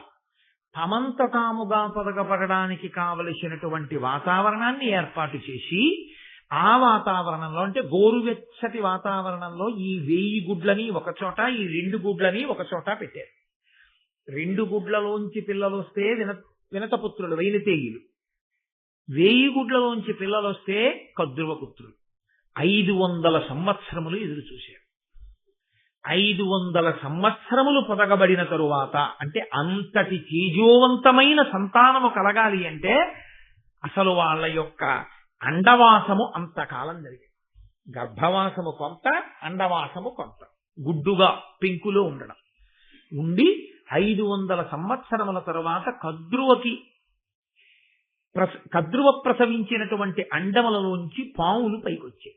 అందులో ఆదిశేషుడు, కర్కోటకుడు, తక్షకుడు, ఐరావతుడు మొదలైనటువంటి చాలా గొప్ప గొప్ప పాములు కూడా ఒక్కొక్క పాము పుట్టుకొచ్చింది. దీర్ఘ శరీరము కలిగిన వారిని కదా కోరుకుంది. 1000 పడగలతో భూమండలాన్నంతటి మోయగలిగినటువంటి ఆదిశేషుడి నుండి కర్కోటకుడి వరకు, తక్షకుడి వరకు, ఐరావతుడి వరకు 1000 మంది బిడ్డలు, 1000 పాములు ఆమెకి జన్మించాయి. కాకి పిల్ల కాకి ముద్దు. ఆవిడ ఎలా కోరుకుంది? ఆవిడికి సర్పములు కలగాలి అని ఆవిడ కోరుకుంది, కాబట్టి ఆవిడ సంతోషించింది. పాములు పుడితే భయపడలేదా అండి, పాములు పుడితే బెంగ పెట్టుకుందా అండి అని మనం అడగకూడదు. మీకు నేను ఒక విషయాన్ని ఈ సందర్భంలో ప్రస్తావన చేయవలసి ఉంటుంది. యథార్థముగా జరిగిన సంఘటన ఒకటి మీకు చెప్తాను. ఒక ఆవిడికి నిజంగా పాము పుట్టింది ఒకప్పుడు. చంద్రశేఖర పరమాచార్య స్వామి వారు కంచికామకోటి పీఠాధిపత్యంలో ఉన్న రోజుల్లో ఈ సంఘటన గురించి ప్రస్తావన చేశారు ఆయన. ఆమెకి పాము పుడితే ఆమె తల్లితనంతో ఆ పాము పిల్లని ఎంతో ప్రేమగా పెంచుకుంది. ఆ పాము పిల్ల వచ్చి ఆవిడ పక్కలో పడుకునేది. ఆవిడ పాము పిల్లకి పాలు పట్టడం కోసం అది వచ్చి ఆకలి వేస్తే అమ్మ ఒళ్ళో తిరుగుతుంటే రోటి కన్నంలో గోరువెచ్చటి పాలు పోసేది. రోటికి కన్నం ఉంటుంది కదండి, ఈ పాము ఆ రోటి కన్నంలోకి ఎక్కి పాలు తాగుతుంది. ఒకనొకప్పుడు ఈవిడ పుట్టింట్లో ఏదో ఒక శుభకార్యానికి వెళ్ళవలసి వచ్చింది. ఈ పిల్లని తీసుకుని వెడితే అందరూ విచిత్రంగా చూస్తారేమో, అందరూ అలా చూస్తే తనకి చిన్నతనం కాదు కానీ తన బిడ్డడు భయపడతాడేమో అని, అది తల్లి ప్రేమ అంటే. ఆవిడ పావును తీసుకెళ్ళడం మానేసి వాళ్ళ ఇంట్లో ఉన్నటువంటి ఒక వృద్ధురాలిని నేను ఒక్క 3 రోజుల్లో వచ్చేస్తాను, ఈ పావుకి ఆకలేస్తే ఒకటే గుర్తు, నా బిడ్డ ఆకలేస్తోందని వచ్చి చుట్టూ తిరుగుతుంది, అప్పుడు రోట్లో పాలు పోయి వెళ్ళి పాలు తాగి పడుకుంటుందని చెప్పి ఈ పాము వచ్చి గిరగిరా తిరుగుతోంది. ఆవిడ భయపడిపోయి బాబాయ్ పాము పాల కోసం వచ్చేసింది, తొందరగా పోయిపోతే ఏం చేస్తుందో అని మరుగు పాలు తీసుకెళ్లి ఆ రోటి కన్నంలో పోసి, ఈ పావుకి అమ్మ గోరువెచ్చటి పాలు పోయడం అలవాటు, ఆ పాము వెళ్ళి గభాలను గడగడా తాగడం కోసం తొందరగా నోరు పెట్టింది. పెట్టగానే నోరు కాలిపోయి గబగబ తండుకోణంలో నులుపుగా ఉన్న రాయి నుంచి రోటి కన్నంలో పడిపోయి ఆ మరుగు పాలలో ఆ పాము శరీరం విడిచిపెట్టి తల్లికి కల్లోకి వచ్చి అమ్మా నేను చనిపోయానమ్మా, రోటి కన్నంలో వేడి పాలు పోసేసిందమ్మా నాన్నమ్మా, నేను చనిపోయాను అమ్మా, నీకు తర్వాత పుట్టే బిడ్డలకి నా పేరు పెట్టుకోవాలని యథార్థంగా జరిగిన సంఘటన. నేను కాదు, కామకోటి పీఠాధిపతులు పరమాచార్య చెప్పిన సందర్భం. కాబట్టి పావులకు తల్లి అయితే ఆవిడ బెంగబెట్టుకుంటుందా అని మీరు ప్రశ్న వేయకూడదు. అసలు నేను మీకు ఒక యథార్థం చెప్పనా, అన్నీ ఉన్న పిల్లల మీద తల్లికున్న ప్రేమ కన్నా అవకరాలున్న పిల్లల మీదే తల్లికి ప్రేమ. అమ్మ ఏడిచినా, అమ్మ బెంగెట్టుకున్నా, నోములు చేసినా, వ్రతాలు చేసినా ఎవరి కోసమో తెలుసా అండి? అవకరం ఉన్న పిల్లల కోసమే అమ్మ ఎక్కువ బెంగ పెట్టుకుంటుంది. పాపులైన వారు అయ్యో వీళ్ళు ఎలా మారినా చెంతకి చేరుతారని పరమేశ్వరుడు ఎలా బెంగ పెట్టుకుంటాడో అమ్మ అలా బెంగ పెట్టుకుంటుంది. అందుకే పరమేశ్వరుడు ఎటువంటి వాడో తల్లి అటువంటిది. తల్లికి పరమేశ్వరుడికి అభేదం. అంత గొప్పవాడైనా తండ్రికి ప్రథమ నమస్కారం లేదు. మాతృదేవో భవ, అమ్మకే నమస్కారం. సరే, కనుక ఆమె పరమ సంతోషంగా పరమ ప్రేమగా ఆ బిడ్డల్ని పెంచుతోంది. వినత చూసింది. చూసి ఆవిడ అతిశయము కలిగినటువంటి స్త్రీ. అతిశయము అన్న మాటకు అర్థం ఏమిటో తెలుసా అండి? విశ్వాసము అని ఒకటి ఉంటుంది, అతి విశ్వాసము అని ఒకటి ఉంటుంది. విశ్వాసము అంటే తను నమ్మినది, తను చదివినది, తను చేస్తున్నది సత్యము, ఇది మంచిది. అతి విశ్వాసము అన్న మాట ఎక్కడ వస్తుందో తెలుసా అండి? నా బుద్ధితో నేను ఆలోచించి చెప్పేది ఏది ఉంటుందో దానికి తిరుగులేదు అన్న అతిశయం. ఇది ప్రమాదకారి. ఇది ఎక్కడో అక్కడ పప్పులో కాలేయిస్తుంది. వేయించినప్పుడు ఎలా ఉంటుందో తెలుసా అండి? ఏదో చిన్న చితకాతో పోదు, పట్టిన అహంకారం అంతా వదిలిపోయేటట్టుగా జాడించేస్తుంది. సాకళ్ళు బండకేసి బట్టన కొడతారే అలా కొడుతుంది అతి విశ్వాసం. అతి విశ్వాసము వలన కాని పడ్డాడో గోతులో ఇక మళ్లీ లేవడంలో చాలా చాలా కష్టం ఉంటుంది. మీరు లోకంలో ఎప్పుడైనా చూడండి, అతి విశ్వాసము మంచిది కాదు. మీరు ఒక నిర్ణయం తీసుకుని మీరే చాలా నమ్మేస్తే అవతల వారు కూడా అలాగే ఉన్నారో లేదో మీకు తెలియకపోతే, నేను అనుకున్నవన్నీ సత్యాలే అని మీరు అనుకున్న నాడు, మీరు గోతులో పడిన నాడు మీకు మళ్ళీ పైకి లేచేటప్పుడు తెలుస్తుంది ఆ బాధ ఉంటుంది. ఇదే వినతతో వచ్చిన సమస్య. అంతకు మించి ఆవిడిలో చెడ్డతనం ఏం లేదు. ఇదొక్కటే ఆవిడితో ఉన్న పెద్ద సమస్య. అందుకే నేను బాగా ఆలోచించగలను, అందుకే కద్రువ పిల్లల కన్నా బలవంతులు నాకుంటే చాలు. ఆవిడికి 1000 మంది ఉంటే నాకు 2 ఉంటే చాలు. ఒక్కడు అని అడగకూడదు కాబట్టి, ఒక కొడుకు శాస్త్రంలో కొడుకు కాడు కాబట్టి 2 కొడుకులేదు. కించిత్ అతిశయ భావంతో ఉంటుంది. చాలా మనస్తత్వ శాస్త్రాన్ని మాట్లాడుతుంది మహాభారతం. కాబట్టి 500 సంవత్సరముల నుంచి ఎదురు చూస్తోంది. అక్కడ పుట్టే పిల్లల కన్నా ముందు తన పిల్లలు పుడతారని ఒక ఆశ. ఎందుకంటే వీళ్ళు ఎక్కువ బలవంతులు కదా అని తొందరగా పొదగబడతారనుకుందో ఏమో ఆవిడ. 500 సంవత్సరముల తర్వాత అక్కడ 1000 మంది పుట్టేశారు. ఇక్కడ ఒక్క గుడ్డు బదలలేదు. ఆవిడికి సిగ్గు కలిగింది. అది విచిత్రం. నన్నయ్య గారి మాటని నన్నయ్య గారి మాటగానే మీరు పట్టుకోవాలి. మీ సొంతంగా మీరేమీ అన్వయాలు చేయకూడదు. నన్నయ్య గారు వాడిన మాట ఏమిటంటే లజ్జనుంది. ఆమె సిగ్గుపడి, సిగ్గు వలన దుఃఖం అనుకోండి. దేనికి సిగ్గు? ఆవిడికి పుట్టినటువంటి గుడ్లు 500 సంవత్సరాలకు పొదగబడి తన గుడ్లు ఇంకా పొదగబడకపోతే తనదా తప్పు? అదే ఆ బిడ్డలు జన్మించే విధానం కాదు కదా. అది ఒక చిత్ర విచిత్రమైన రీతిలో పుడుతున్న బిడ్డలు వాళ్ళు. కాబట్టి వాళ్ళకన్నా బలవంతులను అడిగింది కాబట్టి ఇంకొంచెం సమయం పట్టచ్చు, ఎదురు చూడాలి. కానీ ఆమె దేనికి సిగ్గుపడిపోయిందంటే, అన్నిటిలో ఆమె కన్నా నేను ముందుంటాననుకుంది. తనకన్నా ముందు తల్లి. ఇక్కడ ఎక్కడో నా విశ్వాసం దెబ్బతింది, నేను ఇంత బాగా ఆలోచించలేకపోయాను. ఇది ఆవిడ సిగ్గుపడ్డానికి కారణం.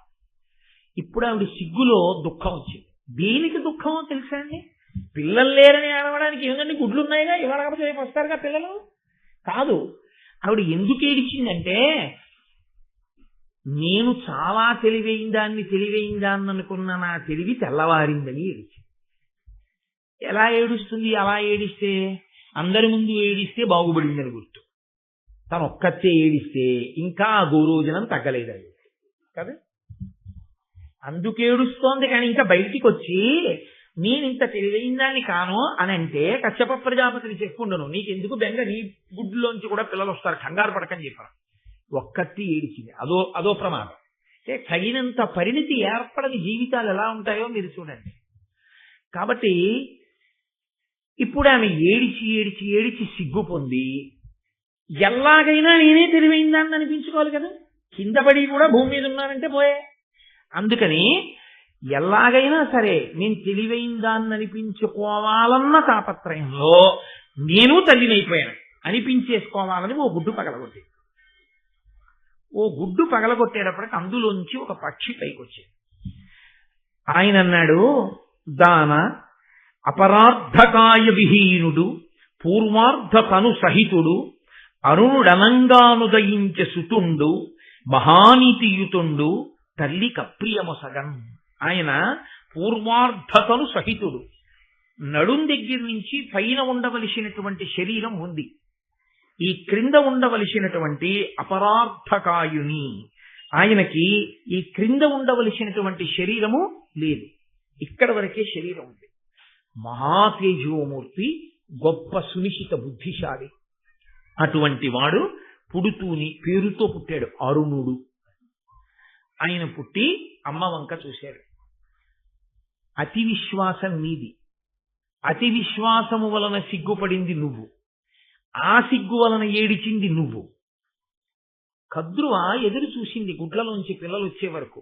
ఎంతసేపు కద్రువ అడిగిన వాటిని దృష్టిలో పెట్టుకుని నీ తెలివి నిరూపించుకోవాలన్న అతిశయంతో ప్రవర్తించావు. ఈ అతిశయం పోవడానికి నేను పూర్తిగా తయారు కాకముందు గుడ్డు బ్రద్దలు కొట్టి ఇంత అంగవైకల్యంతో నేను పుట్టేటట్టు చేశావు కనుక, నేను ఇంత బాధపడవలసిన అవసరాన్ని నువ్వు ఏర్పాటు చేశావు కనుక 500 సంవత్సరముల పాటు కద్రువకు దాసివగుదువుగాక అని చెప్పించాడు. ఎక్కడ పడిందో చూస్తారా గోతులో? ఇప్పుడు ఒక్కసారి బెంగొచ్చింది. ఏమిటి బెంగ? ఇన్నాళ్లు తాను చాలా తెలివైందాన్ని అనుకుని ఎవరి మీద తాను పెత్తనం చేశాననుకుందో ఆవిడికి భయపడవలసిన రోజు వచ్చింది కాదు, ఆవిడికి తాను సేవ చేయవలసిన రోజు వచ్చింది. అన్నీ ఆవిడ్ని దృష్టిలో పెట్టుకుని ఈవిడ పని చేయవలసిన రోజు వచ్చింది. ఆవిడ ఎప్పుడు పిలుస్తుందో అందుకని మనం ఈ పని తొందరగా చేసేసుకోవాలి. మరి కద్రు పిలిస్తే వెనక వెళ్ళిపోవద్దు తొందరగాను, దాసి కాబట్టి. ఇప్పుడు ఏమవుతుంది? ఈ అతిశయం అంతా ఇలా లేనిపోని తెలివితేటలకెళ్ళే ఈ దాస్యం వచ్చిందని 500 సంవత్సరముల దాస్యం తర్వాత నీకు విరిగిపోతుంది ఈ అతిశయం. అనుగ్రహించాడు కొడుకు. అమ్మకి అతిశయం ఉండిపోతే ఇంకా ఎన్ని తప్పులు జరిగిపోతాయో, జరగకూడదు అని అన్నాడు. అమ్మా, తొందరపడి ఒక గుడ్డుని పగలగొడితే పగలగొట్టావు, రెండో గుడ్డుని మాత్రం అలా పగలగొట్టవు. అందులోంచి మహాతేజోమూర్తి ఉద్భవిస్తాడు. ఆయన నిన్ను దాస్యం నుంచి విడుదల చేయిస్తాడు. ఆయన మాత్రం గుడ్డులోంచి వచ్చే వరకు నువ్వు అలాగే ఉండు అని మహానుభావుడైనటువంటి అరుణుడు సూర్య భగవానుడికి రథసారథిగా వెళ్ళిపోయాడు. పరమేశ్వరుని యొక్క శక్తి అంటే ఎలా ఉంటుందో తెలుసా అండి? ఆయన యొక్క సాధన సంపత్తులను వీటిని చూసినా మీకు విచిత్రంగానే ఉంటుంది. సూర్య భగవానుడే మహాతేజోమూర్తి, అగ్నిహోత్రం. అసలు ఆయన దగ్గరకి కూడా ఎవరు వెళ్ళరు. అటువంటి బ్రహ్మాండమైన తేజోరాశి అయినటువంటి సూర్యుడికి ఒక రథం, దానికి ఒకటే చక్రం. 2 చక్రాలున్న రథం అయితేనే సరిగ్గా వెడుతుంది. ఏకచక్రధరం దేవం తం సూర్యం ప్రణమామ్యహం. ఒక్కటే చక్రంతో ఉన్న రథం. ఆ రథానికి 7 గుర్రాలు. 7 గుర్రాల్ని తోరేవాడు ఒక సారథి. ఆ సారథికి నడుము కింద శరీరం లేదు, పైన శరీరం మాత్రమే ఉన్నవాడు. ఆయన రథం నడిచే మార్గం ఆధారం లేని ఆకాశం. ఆయన గమనంలో ఒక నిమిషం ఆలస్యంగా ఉదయించడు, ఒక నిమిషం ఆలస్యంగా అస్తమించడు. అది ఈశ్వరుని ప్రతిభ.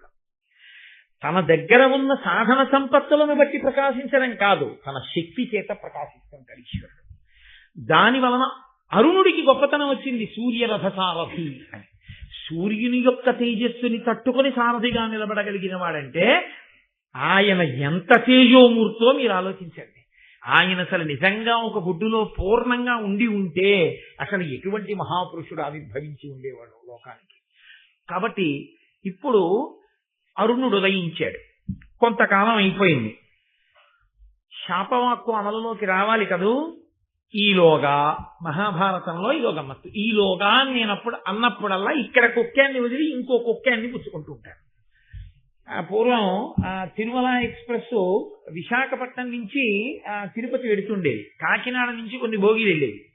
వెడితే సామర్లకోట వరకు వచ్చినటువంటి తిరుమల ఎక్స్ప్రెస్ ఇంజిన్ దాన్ని వదిలేసి అలా ముందుకెళ్ళిపోయి ఎస్కేప్ లైన్ మీదకి వచ్చి వెనక్కి వెళ్ళి మళ్ళీ సెకండ్ లైన్ మీదకి వచ్చి కాకినాడ నుంచి వచ్చినటువంటి భోగీల్ని కలుపుకుని మళ్ళీ అక్కడి నుంచి వెనక్కి తోసుకెళ్ళి మళ్ళీ ఇలా ముందుకొచ్చి తను విశాఖపట్నం నుంచి తెచ్చొచ్చిన భోగీల దగ్గరికి వచ్చి వాటిని కలుపుకుని అప్పుడు పట్టుకుని తిరుపతి. అలా మహాభారతంలో కథలు ఇక్కడ వదిలి మళ్ళీ ఎస్కేప్ లైన్ మీదకి వెళుతుంటాయి. వెళ్ళి మళ్ళీ అక్కడి నుంచి కొన్ని పెట్లు పట్టుకొచ్చి మళ్ళీ ఈ రైలు కలుపుకుని మళ్ళీ వెళుతుంటాయి. మీరు మాత్రం ఏ పెట్టని వదిలిపెట్టకూడదు. అన్ని పెట్ల తాలూకా కొక్కాలు మీకు పడుతూ ఉండాలి, జాగ్రత్తగా పట్టుకుంటూ ఉండాలి. అందుకని మహాభారతానికి నాగా పెట్టేస్తే కొన్ని అర్థం కదా. కాబట్టి ఇప్పుడు వీళ్ళిద్దరూ వినత కదురువ ఒకరోజు బయలుదేరి పాలసముద్రం దగ్గరికి వెళ్ళారు. ఈలోగా జరిగినటువంటి విచిత్రం ఏంటంటే దేవతలకి రాక్షసులకి అమృతాన్ని పొందాలి అని కోరిక కలిగింది. దేవతలు రాక్షసులు కలిసి క్షీరసాగర మథనం చేస్తే అందులోంచి అమృతం వస్తుంది. కాబట్టి ఇప్పుడు వాళ్ళు మందర పర్వతాన్ని తీసుకొచ్చి ఆ పాలసముద్రంలో చిలకడం కోసమని దింపారు. ఆ మందర పర్వతం పాలసముద్రంలో మునిగిపోకుండా ఉండడం కోసం శ్రీ మహావిష్ణువుని ప్రార్థన చేస్తే ఆయన ఆదికూర్మమై నిలబడితే ఆ తాబీకి డొప్ప మీద ఈ మందర పర్వతాన్ని పెట్టి వాసుకిని చుట్టి రాక్షసులు దేవతలు పట్టుకుని చిలికారు. చిలికితే ఈ మందర పర్వతం ఆయన వీపుని ఉరుసుకుంటే అప్పుడు ఆయన ఎప్పటి నుంచో వీపు కొద్దిగా దొరదగా ఉంది అనుకున్నట్ట తీరింది. అప్పుడు ఆయన చెయ్యి అంతది కదా, మరి 4 బాహువులైనా నిజంగా మహానుభావుడు ఆయన కాబట్టి భరించాడు. వాసుకిని పెట్టి తిప్పితే ఆ మందర పర్వతం యొక్క ఉరిపిడి చేత పాలసముద్రం అంతా చిలకబడితే ఆ పాలవెల్లి లోపలకప్పటికప్పటికి మందరాగము తిరిగి చప్పుడు నిండెన జాండము చెప్పేడిదేమని అదుని చెవులు చిందరగొని అన్నంటారు పోతన గారు భాగవతంలో. పెరుగు చిలికేటప్పుడు నిశ్శబ్దంగా ఏముండదు, చాలా పెద్ద చప్పుడు వస్తుంది, చర్ చస్ చర్ చస్ అని. అలవాటు లేని వాళ్ళు కానీ పట్టుకుంటే కుండ పగిలిపోతుంది. దాన్ని ఆ కవ్వం మధ్యలో ఉండేటట్టుగా పట్టుకుని చక్కగా కవ్వం నిలువుగానే ఉండేటట్టు ఈ చెయ్యిని ఇటు వదులుతూ ఈ చెయ్యిని ఇటు పెడుతూ అలా తిప్పాలి. అది కొన్నాళ్ళు సాధన అయిపోతే ఇంకోళ్ళతో మాట్లాడుతూ సైకిల్ తొక్కేసినట్టు మాట్లాడుతూ ఇలా తిప్పేస్తారు. మొదట్లో అలవాట్లేకి ఇలా తిప్పేటప్పుడు కవ్వం ఇలా అడ్డంగా పడుకుంటుంది. మళ్ళీ కవ్వాన్ని తీసి నిలువుగా నించోబెట్టుకునేటప్పటికి చేతులకు ఆ వెన్నపూస కొంచెం అంటుకుని తాడు జారిపోతుంటుంది. 2 మాటలు 3 మాటలు తిప్పేది ఏమిటో నాకు అర్థం కావట్లేదని ముడిపడిపోయి ఆఖరికి వేసుకున్న ఉత్తరీయం జారిపోయి వాడికి చల్ల చేయడం చేత కాక భార్యకి ఇచ్చేస్తారు. ఆ కవ్వం చెయ్యడం వచ్చేస్తే చల్ల చేయడం అదో అందం. ఆ నురుగు అది వస్తుంటే ఆ తుంపర్లతోటి ఒక్కసారి బుడుక్కలు లేకపోతే ఆ మజ్జిగంతా బయటపడిపోతుంది. అలా పడిపోకుండా కుండలోని తిరిగేటట్టు చిలికితే వచ్చేటటువంటి ధ్వనితో ఆ కుండలోనే అంత ధ్వని వస్తే పాల సముద్రాన్ని చిలికితే ఎంత ధ్వని వస్తుంది. ఎక్కడో సమాధిలో ఉన్నటువంటి చతుర్ముఖ బ్రహ్మగారు ఉలిక్కి పడి ఏమిట్రా చప్పుడు ఏం చేస్తున్నారు రా పిల్లలు అని బయటకు వచ్చి చూసేట ఆ రోజుల్లో. అంత పెద్ద చప్పుడు వచ్చి సరే అందులోంచి మొట్టమొదటి అమృతం వస్తుంది అనుకుంటే హాలాహలం వచ్చింది. మహానుభావుడు పరమేశ్వరుడు లోకములకు తండ్రి కాబట్టి ఆయన ఆ హాలాహలాన్ని పుచ్చుకుని లోకములను కాపాడాడు. తర్వాత ఉచ్చైశ్రవము మొదలైన వచ్చే ఇంద్రుడు పుచ్చుకున్నాడు. కౌస్తభం వచ్చింది, శ్రీ మహావిష్ణువు పుచ్చుకున్నారు. శ్రీ మహాలక్ష్మి వచ్చింది, శ్రీ మహావిష్ణువుని వరించింది. ధన్వంతరి అమృత పాత్రతో పైకొచ్చారు. ఇప్పుడు దేవతలు దానవులు కలిసి ఈ అమృతాన్ని జాగ్రత్తగా ఎక్కడ దాచాలి అని ఆలోచించారు. ఇంద్రుడికి అప్పచెప్దాం, ఇంద్రుడు దాస్తాడు జాగ్రత్తగాను అని చెప్పి ఇంద్రుడికి ఇచ్చారు. ఆ ఇంద్రుడు తీసుకెళ్లి దాన్ని దాస్తూ ఉండేవాడు. దాచుకుని అట్టే పెట్టాడు. దాచడం అంటే అన్ని వేళలా దాచడం అంత తేలికైన పని అని మీరు అనుకోకూడదు. కొన్ని విషయాల్ని మీరు ఎవరి దగ్గరైనా పుచ్చుకుని దాచడం చాలా ప్రమాదకరమైనటువంటి విషయం. నాకు ఓ స్నేహితుడు ఉండేవాడు. అతను ఒకసారి నాకు విషయం చెప్పాడు. అతను ఎక్కడికో ట్రాన్స్ఫర్ అయ్యాడు. అతని రూమ్ లో ఇంకొక అతను కూడా మా ఆఫీస్లో ఉద్యోగి ఉండేవాడు. పేర్లు ఎందుకు బాగుండదు. ఆ రోజుల్లో మాకు బ్యాంకులో వేసేవారు కాదు, చేతికి జీతం ఇచ్చేవాడు. జీతం ఇచ్చేసేయగానే అతను రూమ్కి వచ్చి ఈ రెండో వాడు ఏం చేసేవాడంటే మొదటి వాడికి ఆ జీతం ఇచ్చేసేవాడు. నీ దగ్గర ఉంచవాలి, రేపు తీసుకుంటాను, జీతం మాత్రం మొట్టమొదటి నీ దగ్గరే ఉంచండి. అతను అనుకునేవాడు నాకు ఇచ్చిన తర్వాత తనకు కలిసి వస్తుంది ఇలా ఉందనుకుని పాపం ఎంతో సంతోషంగా తీసేసుకుని దాచి మర్నాడు ఇచ్చేవాడు. ఇతను దాన్ని పట్టుకెళ్ళి బ్యాంకులో వేసేసుకునేవాడు. ఓసారి అడిగాడు, ఏమైనా ఎప్పుడు నాకే ఇస్తుంటావు, నీకేమైనా బాగా కలిసి వస్తుందా, నాకు ఈ మంచిది అంటుంటారు ఆయన అంటే అతను అన్నాడు, నా మొహం అదేం కాదు, రూమ్ బలమైంది కాదు కదా, తలుపులు అవిని రాత్రి దొంగాడు ఎత్తుకుపోతే నీకు ఇచ్చాను కాబట్టి ఎత్తుకుపోయాడు కాబట్టి నువ్వు ఇవ్వాలి, తెల్లారాక బ్యాంకులో వేసుకుంటాను, అందుకని నా దగ్గర పెట్టుకుని దొంగాడు ఎత్తుకుపోతే నాది పోయింది ఇచ్చేవాళ్ళు లేడు, నీకు ఇస్తే నువ్వు ఇవ్వాలి, అందుకు నీకు ఇస్తున్నాను, నీ చేయి మంచిదని ఏం కాదు, హరి నీ మొహం ఇచ్చా ఇంకెప్పుడు నేను ఉచ్చుకోను అన్నట్టు. నాకు వచ్చి చెప్పాడు ఒకసారి ఇలా అన్నానండి, కోటేశ్వర ఎంత విచిత్రం చూడండి వాడు గడుచుతాను. అందుకని అన్ని వేళలా దాచడం అంటే అంత తేలిక అని మీరు అనుకోకండి. దాచడము అనేటప్పటికీ 1000 కళ్ళతో దాన్ని కాసుకుంటూ ఉండాలి. అది తనొక్కడి సొత్తు కాదు. దేవతలందరూ పాల సముద్రం చిలికి తీసినటువంటి అమృతం. పైగా దాన్ని ఎవడో పట్టుకుపోతే ఏమంటే పట్టుకుపోయారండి అనడానికి ఏమి ఉండదు. అది ఎవడో తాగేశాడు అనుకోండి, గుట్టుకుని ఎవరికి తావు పుట్టుగా ఉండవు. అదిగో కొంచెం తాగినందుకే రాహువు కేతువు పుట్టి సూర్యచంద్రులు ఇద్దరిని గ్రహిస్తున్నారు గ్రహణ కాలంలో. అది అమాంతం తాక్కూడని వాళ్ళు తాగేశారు అనుకోండి, ఎన్ని ఇబ్బందులు వస్తాయి. అసలు చచ్చిపోతారంటేనే పాపాలకు అంతు జరిగి లేకుండా చేసేస్తున్నారు. ఇక చచ్చిపోడంటే వాడి పాపాలకు అంత ఉంటుందా? కాబట్టి దాన్ని జాగ్రత్తగా అందకూడని వాడికి అందకుండా రక్షిస్తుండాలి. అంత తేలికైన విషయం ఏం కాదు. కాబట్టి ఇంద్రుడి దగ్గర అమృతం దాచారు అంటే ఇంద్రుడు చాలా సంతోషంగా దగ్గర పెట్టుకున్నాడు అని మీరు అనుకోకూడదు. పోనీ ప్రతిరోజు ఏదో ఓ గుక్కిడి తీసుకుంటుందాం, ఏదో షుగర్ ఉన్నవాడు మెంతులు తిన్నట్టంటే అలా ఏం తాగేయడానికి ఉండదు, దాన్ని అలా దాచుకుని ఉంచడమే పాపం. కాబట్టి ఏదో ఇంద్రుడు తీసుకెళ్లాడు, దాచుకున్నాడు, జాగ్రత్తగా అట్టబెట్టాడు. అలా చాలా కాలం అయిపోయిన తర్వాత ఈ క్షీరసాగర మథనంలో పుట్టినటువంటి ఉచ్చైశ్రవం అనేటటువంటి ఒక తెల్లటి గుర్రం, అదో విచిత్రం. మహాభారతంలో ఈ గుర్రాల కథలు చాలా వస్తాయి. విశ్వామిత్రుడిని ఓ శిష్యుడు అడిగాడు, నీకేం కావాలన్నాడు. నాకేం వద్దులేరా అన్నాడు. నీకేం కావాలన్నాడు. నాకేం వద్దన్నాడు. 10 మాటలు అడిగాడు శిష్యుడు, నాకేం వద్దన్నాడు. ఆయనకు ఒళ్ళు మండింది. ఒక్క చెవి మీద నల్లమచ్చున్నవి ఈ గుర్రాలు అక్కడ. ఇక లోకాలని తిరిగాడు. ఒక చెవి మీద మచ్చున్నవి ఈ గుర్రాలు ఎక్కడ దొరుకుతాయి? సరే, అదొక పెద్ద కథ అనుకోండి. ఇప్పుడు మహాభారతంలో ఇతర పర్వాల్లో మీరు ఇంద్రుడు కానీ వాటి గురించి గురు శుశ్రూష అంటే ఎలా ఉంటుందో. కాబట్టి ఈ పాలసముద్రం ఒడ్డున మత్సలేని తెల్ల గుర్రం ఆ ఉచ్చైశ్రవం తిరుగుతోంది. తిరుగుతుండగా వినతా కదురువ విహారంగా అలా వచ్చారు. ఇప్పుడు కడుపులో మంట ఎవరికి బయలుదేరిందంటే కదురువకి బయలుదేరింది. ఎందుకు బయలుదేరిందంటే ఒక్కటే కారణం. నేను 1000 మంది పిల్లలు కావాలి అన్నాను, నా పిల్లల కన్నా బలవంతులు 2 కావాలి అంది. నాకు 500 సంవత్సరాలు పొదిగిన తరువాత అంత గొప్ప సర్పములు పుట్టే. అసలు ఇంకా పుట్టక ముందు గుడ్డు బద్దల గుడితే కింద శరీరం లేనివాడు పుడితేనే వాడు సూర్యుడికి రథసారం అయ్యాడు. అంతటి తేజస్సు ఎదురుగుండా కదండి పడుతుంది సూర్య తేజస్సు. అంత దూరంలో సూర్య భగవానుడు ఉండగానే దగ్గర కూడా ఎవరు వెళ్ళరు. అటువంటిది రథం మీద ఎదురుగుండా కూర్చుని రథం తోలుతున్నాడు అంటే ఎంతటి తేజోమూర్తి. ఇప్పుడు ఇంకొక 500 సంవత్సరముల తర్వాత పుట్టేటటువంటి కుమారుడు మరింత తేజోమూర్తి రాబోతున్నాడు. ఇప్పుడు ఈవిడ అలాంటి కోరిక కోరేసింది. 2 కొడుకులు ఇంతటి తేజోమూర్తుల ముందు నా కొడుకులు ఏం నిలబడతారు? దీనికి ఇన్ని తెలివితేటలు రా, ఎంత గొప్ప కోరిక కోరిందిరా ఇది, ఎలాగైనా ఈవిడ్ని ఇబ్బంది పెట్టాలి అంటే అసూయ ప్రబలింది. ఎంత ప్రమాదకరమైన లక్షణమో అసూయ అన్నది నీకు మహాభారతం తీర్పు చెప్పబోతోంది. గాంధారి ఇదే, అక్కడే ప్రారంభమైంది భారతం.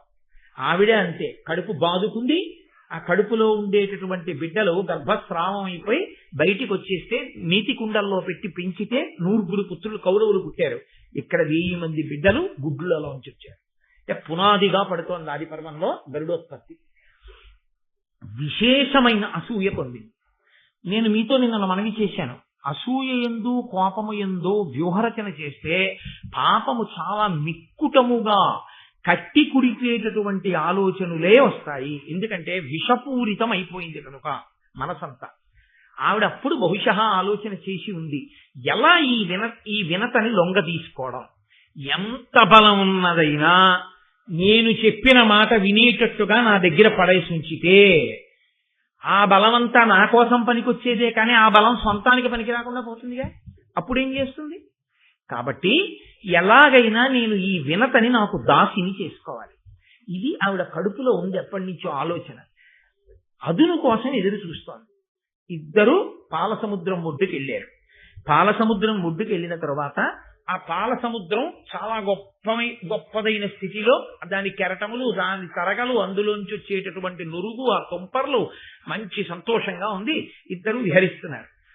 అక్కడ కద్రువ తెల్లటి గుర్రాన్ని చూసింది. ఆవిడికి తెలుసు అది ఉచ్చైశ్రవము, దానికి ఎక్కడా చిన్న నల్లమచ్చ కూడా ఉండదు, అది తెల్లటి గుర్రమని ఆవిడికి తెలుసు.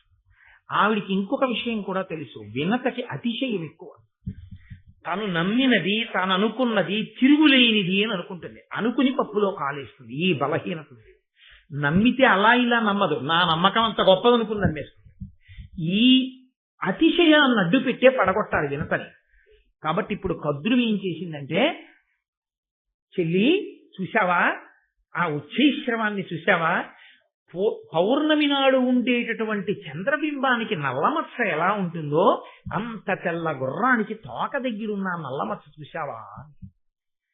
వినత పక్కున నవ్వి, అక్క ఏ కన్నులతో చూస్తున్నావే అంటే, మీరు చూడండి లోకంలో ఓ మాట ఉంటుంది, అతిశయం ఉన్నవాళ్ళు ఈ కళ్ళకి పొరలు గమ్మాయిట్రా, అయితే కళ్ళు పచ్చబడ్డాయా అంటారంటే అతిశయం అన్నమాట. తను చెప్పింది కదా, అర్థమవుతల వాళ్ళకి అలా కనపట్టలేదు, పెద్ద మాట వాడేసి. ఏ కన్నులతో చూస్తున్నావే అక్క, అది మహాత్ముని యొక్క మచ్చలేని కీర్తి ఎలా ఉంటుందో అలా ఉందా తెల్లగుర్రం. కాబట్టి నువ్వు దానికి మచ్చ ఉందంటావేంటి? తెలుసు కద్రువకి ఈ అతిశయం దగ్గరే పడిపోతుంది వినత. ఈ అతిశయంతో అవతల వాళ్ళు చేస్తున్నటువంటి పన్నాగాన్ని గమనించలేదు. గమనించకుండా అతిగా విశ్వసించి దెబ్బతింటుంది. కాబట్టి ఇప్పుడండి, మహాశ్వంబు ధవళ దేహంబునందు నల్ల కలిగిన నీవిప్పుడు నాకు దాసివగము, మరి ఎందు నల్ల లేదయ్యనీని నీకు నే దాసినగుదు బనిదము సరువు. ఆవిడ ఎంత గొప్పగా మాట్లాడిందో చూడండి. కద్రు అంటోంది, మహాశ్వంబు ధవళదేహంబునందు నల్ల కలిగిన నీవిప్పుడు నాకు దాసివగుము, మరి ఎందు నల్ల లేదయ్యనీని నీకు నే దాసినగుదు బనిదము సరువు. నిజంగా గుర్రం తోకకి కానీ నల్లగా ఉన్నదో, కద్రువా నువ్వు చెప్పిన మాట నిజం, అప్పుడు నేను నీకు 1000 ఏళ్ళు దాసీత్వం చేస్తాను, 500 సంవత్సరములు దాసీత్వం చేస్తాను. లేదా నీకు నేను దాసీత్వం చేస్తాను, 500 సంవత్సరములన్న నియమం కూడా లేదు, నేను నీకు దాసీత్వం చేస్తాను. ఒకవేళ ఆ గుర్రానికి కానీ నిజంగా తోక దగ్గర నల్లగా లేకుండా తెల్లగా ఉంటే నేను గెలిచాను కాబట్టి నువ్వు నాకు దాసివి కావాలి. పందెం వేయడం అన్న మాట మీరు ఎప్పుడైనా ఉన్నప్పుడు చూడండి, ఇది పందెం వేయి అంటారు. ఇలా మీరు చూడండి, పందెం వెయ్యండి అనరు. లేకపోతే నమ్మి కదూ పంద్యాలు ఉద్దేశాడు ధర్మరాజు గారు. ఎక్కడి నుంచి ఎక్కడి వరకు వెళ్ళిపోయింది మహాభారత కథ. కాబట్టి ఇప్పుడు పందెం వేయి అంది, అనగానే లొంగిపోయింది వెనక. అలాగే నేను నీకు దాసినవుతాను, తప్పితే నువ్వు నాకు దాసివవు. నువ్వు చెప్పినట్టు గుర్రంతో ఒక చివర నలుపు ఉన్నదో నేను నీకు దాసిని, తెల్లగా ఉన్నదో నువ్వు నాకు దాసి. ఏమిటి ఆవిడ ధైర్యం? గుర్రం తోక కాదు, గుర్రం అంతా తెల్లగా. పద చూద్దాం, దగ్గరికి వెళ్దాం. కద్రువకి తెలియదా దగ్గరకెడితే తెల్లగా ఉంటుంది గుర్రం అని? ఆవిడ లోపల కుటిలమైన ఆలోచనతో ఉంది. వినతయందు అతిశయం ఉన్నా స్వచ్ఛమైన హృదయంతో. ఆవిడలో కుట్రలు లేవు, కుతంత్రాలు లేవు, అసూయ లేదు.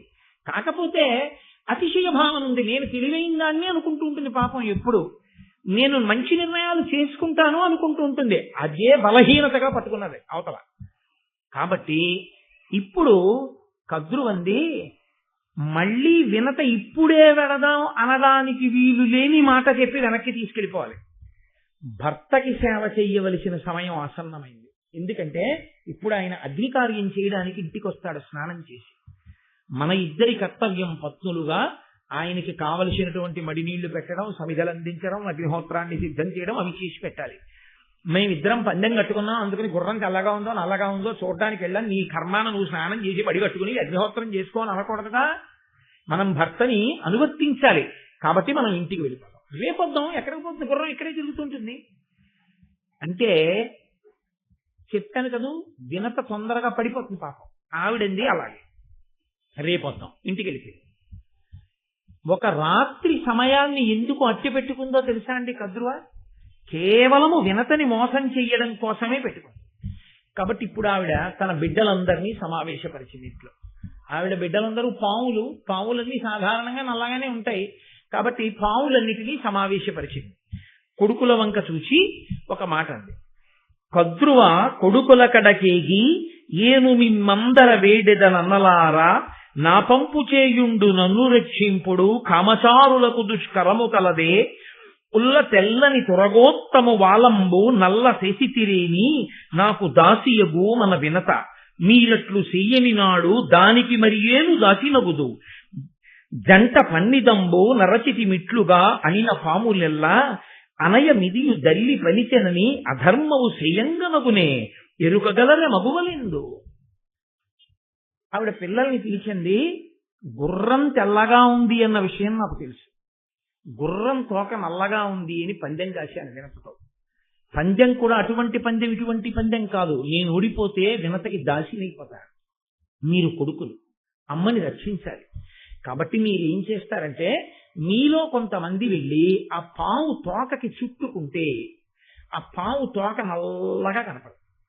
నల్లగా కనపడేటట్టు చుట్టుకోండి. మీరు కామరూపులు. పైగా ఏదో పాములా ఉబ్బెత్తుగా ఉండవలసిన అవసరం కూడా లేదు. తోకతో సమానంగా అయిపోయి చుట్టుకోగలరు. ఎందుకంటే చుట్టుకోగలిగినటువంటి దేహం ఉంది మీకు. ఇప్పుడు నన్ను వెళ్ళి దీనికి చుట్టుకోమన్నారు అనుకోండి, నేనేం చుట్టుకుంటాను? చుట్టుకోలేను. చుట్టుకోగలిగిన దేహం పాముది, అది చుట్టుకోగలదు ఇలాగ. అలా అవన్నీ సన్నగా ఉన్నట్టు చుట్టుకుని పడుకుంటే, ఏదో పైనుంచి కిందకి పడుకుని ఆ తోక కుచ్చులోకి తమ తలలు పెట్టేసాయనుకోండి, తోక నల్లగా ఉన్నట్లే కనపడుతుంది. కాబట్టి మీరు కామరూపులు. ఉపాయం కూడా చెప్పింది. మీరు వెళ్ళి ఆ గుర్రం తోక పట్టుకుంటే వినత నాకు దాసి అవుతుంది. ఎందుకు అసలు వినత దాసి అవ్వాలి? అసలు ఎందుకు ఆవిడ కడుపులో ఆ బాధ అంటే, నన్నయ్య గారిని చెప్పమని మీరు నేను అడగక్కర్లేదు. లోపల పట్టినటువంటి అసూయ ఆమె చేత ఆ మాటలు పలికించింది. తన బిడ్డల దగ్గరకు వెళ్ళి పనికి మాలిన మాటలు తల్లి ఎప్పుడు చెప్పినా చిట్ట చివరికి ఏమవుతుందో తెలుసా? కట్టి కుడిపేస్తుంది. నేను కొన్ని ఇళ్లలో వింటుంటాను, నువ్వు పెద్దవాడి అయిన తర్వాత నీ మేనమామని చెప్పు తీసి కొట్టాలంటుంటుంది ఒక అక్క చెల్లెలు. ఆవిడికి ఏదో కోపం వచ్చింది. నేను ఒకసారి కాశీ క్షేత్రంలో విన్నాను ఈ మాట. ఒక ఆవిడ మాట్లాడుతుంటే, తెల్లబోయి నోటికి అన్నం తింటున్నావా, గడ్డి తింటున్నావమ్మా, పిల్లలకి నువ్వు చెప్పుకోవలసిన నీతి అదే. నీ తోడ పుట్టినవాడు, మేనమామల ముద్దు మేలైన ముద్దు, తాతలకు తా ముద్దు తాను అబ్బాయి. ఇవాళ నీకు నీ అన్నదమ్ముడికి ఏదో చిన్న మాట పట్టింపు వచ్చి ఉండొచ్చు. దానికి నీ కొడుక్కి నువ్వు నేర్పే మాట అదే, నీ కొడుక్కి నువ్వు నూరిపోసేది అదే. నీ కొడుక్కి 25 ఏళ్ళు వచ్చేటప్పటికి నీ అన్నదమ్ముడికి 60 ఏళ్ల వయస్సు వస్తుంది. 60 ఏళ్ల వయస్సు వచ్చేసి షష్ఠి పూర్తికి దగ్గర పడిపోయినటువంటి పెద్దవాణ్ణి మేనల్లుడు వెళ్ళి నిజంగా నువ్వు చేస్తున్న దుర్బోధలు వాడి మనసుకు పట్టి వాడు చెప్పుచ్చు కొడితే నీ వంశం కాలిపోతుంది. మేనమామ పూజనీయుడు. తప్పు చేసినా నాన్న మేనమామకి నమస్కారం పెట్టి వెళ్ళిపో, మామయ్య ఆశీర్వచనమే. ఒకవేళ మామయ్య ఏదైనా అన్నా నీకు ఆశీర్వచనం తప్పు. మేనమామలా అనుకోడు. మేనమామయందు తప్పొప్పులు ఇంచే అధికారం నీకు లేదు. నువ్వెవరి ఆయన ఎందు ఎంచడానికి? తప్పలా చెప్పకూడదు అని చెప్పడం మానేసి తన అన్నదమ్ముడి మీద కోపం తన బిడ్డలకి నేర్పితే ఆఖరికి వచ్చేటప్పటికి జరిగేది ఏంటి? వాడికి మేనమామని కొట్టడం ఒకటే రావడం కాదు, మేనమామని కొట్టక ముందు చాలా మందిని కొట్టి ఈ తల్లి వెళ్ళి బెయిలిచ్చి కొడుకుని జైల్లోంచి తెచ్చుకోవాల్సిన రోజు వస్తుంది. రాదు. నువ్వు నేర్పిన విషయం ఎక్కడికి పోతుంది? అందున మీకు నేను ఒక విషయం మనవి చేస్తున్నాను. మీరు గరుడోపాఖ్యానంలోనే ఒక గొప్ప ధర్మరహస్యాన్ని వింటారు. అమ్మ ఏం చేస్తుంటే పిల్లలు వెనక అది చేస్తారు. మీరు గమనించండి, పిల్లలకుండే లక్షణం ఏంటంటే అమ్మ ఏం చేస్తే అది చేస్తారు. అమ్మ చీర కట్టుకుంటుంది అనుకోండి, వాడు మగపిల్లడనివ్వండి ఆడపిల్లనివ్వండి, వాడికి ఏం తెలియదు, వాడు ఆ చీర ఇలా కట్టుకునే ప్రయత్నం చేస్తాడు. అమ్మ గరిటెలు అవి పెట్టి వంట చేసుకుంటే వాడు వంటింట్లోనే ఆడుకుంటూ ఆ వంకాయలు బెండకాయలు బీరకాయలు పట్టుకుంటాడు. అమ్మ ఎక్కడికన్నా వెళుతుంటే అమ్మ నేను నీతో వచ్చేస్తానని వెంటపడతాడు. అమ్మ కాసేపు కనపడకపోతే అమ్మా అని ఏడుస్తాడు. అమ్మ ఏం చేస్తోందో అదే వాడు చేస్తాడు తప్ప అసలు అమ్మని విడిచి ఇంకొకటి చేద్దామని పిల్లలు అనుకోరు. వాడికి సినిమా అర్థమైందా అర్థం లేదా వేరే విషయం, కానీ వాడు అమ్మతో సినిమాకి వెళ్ళిపోతాడు. ఆ తర్వాత ముందు వెనక కూర్చున్న వాళ్ళ ప్రారంభం వేరు విషయం అనుకోండి, నేను దాని గురించి చెప్పను. కాబట్టి పిల్లలకుండే లక్షణం ఏమిటంటే వాళ్ళకి సమస్తమైన సుఖము అమ్మయే. వాళ్ళ అమ్మ అనుకరిస్తారు. పైగా 1,000,000 మంది చెప్పిన మాట ఒకెత్తు, అమ్మ చెప్పిన మాట ఒకెత్తు. మీరు ఎప్పుడైనా పిల్లల్ని గమనించండి, మీరు 1000 మాటలు భారతమాతకు జేజేలు అని చెప్పారనుకోండి, వాడికి అమ్మ ఏం దిక్కుమాలిన దేశం రా, నువ్వు ఇండియాలో ఉండకూడదురా, నువ్వు అమెరికా వెళ్ళిపోవాలరా, ఏం అమెరికా రా, ఏమి గొప్ప దేశం రా, చిచి చిచి చిచి చిచి ఏం దేశం రా నేర్పింది అనుకోండి అమ్మ, వాడొక్క నాటికి భారతమాతకు జేజేలు అండు. చిచి చిచి చిచి ఏం దేశం అంటారు. అమ్మ 1,000,000 మంది వచ్చి అమెరికా సుసంపన్నమైన దేశం, అక్కడికి వెళ్ళిపోరా, అక్కడ బతకాలు రాని 1,000,000 మంది చెప్పనివ్వండి, ఎందుకురా నీకు అమెరికా, ఈ దేశం, ఈ జాతి, ఈ గంగ, ఈ నీరు, ఈ ఆవులు, ఈ దూడలు, ఈ పౌర్ణమి, ఈ చంద్రుడు, ఈ కొండలు, ఈ ఇల్లు, ఈ అనుబంధాలు నీకు వస్తాయిరా అందనుకోండి. 1,000,000 మంది చెప్పనివ్వండి, నాకెందుకండి అమెరికా. అమ్మ చెప్పినదేదో అదే బుర్రకెక్కుతుంది, అంతే ధర్మశాస్త్రం. అందుకే తల్లి బిడ్డలకి చెప్పేటప్పుడు చాలా పరిణతితో చెప్పవలసి ఉంటుంది. మీరు అందుకే లోకంలో చూడండి, నేను చెప్పే మాటలు పరమ యథార్థాలు మాట్లాడుతున్నాను, ఉబుసుపోని మాటలు నేను మాట్లాడటం లేదు.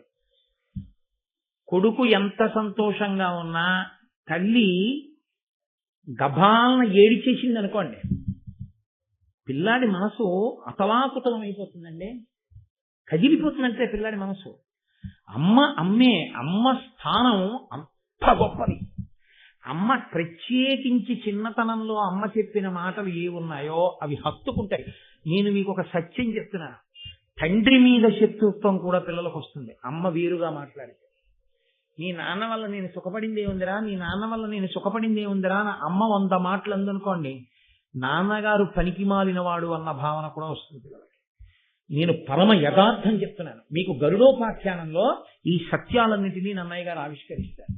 అందుకే అందరికన్నా జాగ్రత్తగా మాట్లాడడం నేర్చుకోవలసింది ఎవరు అంటే తల్లి.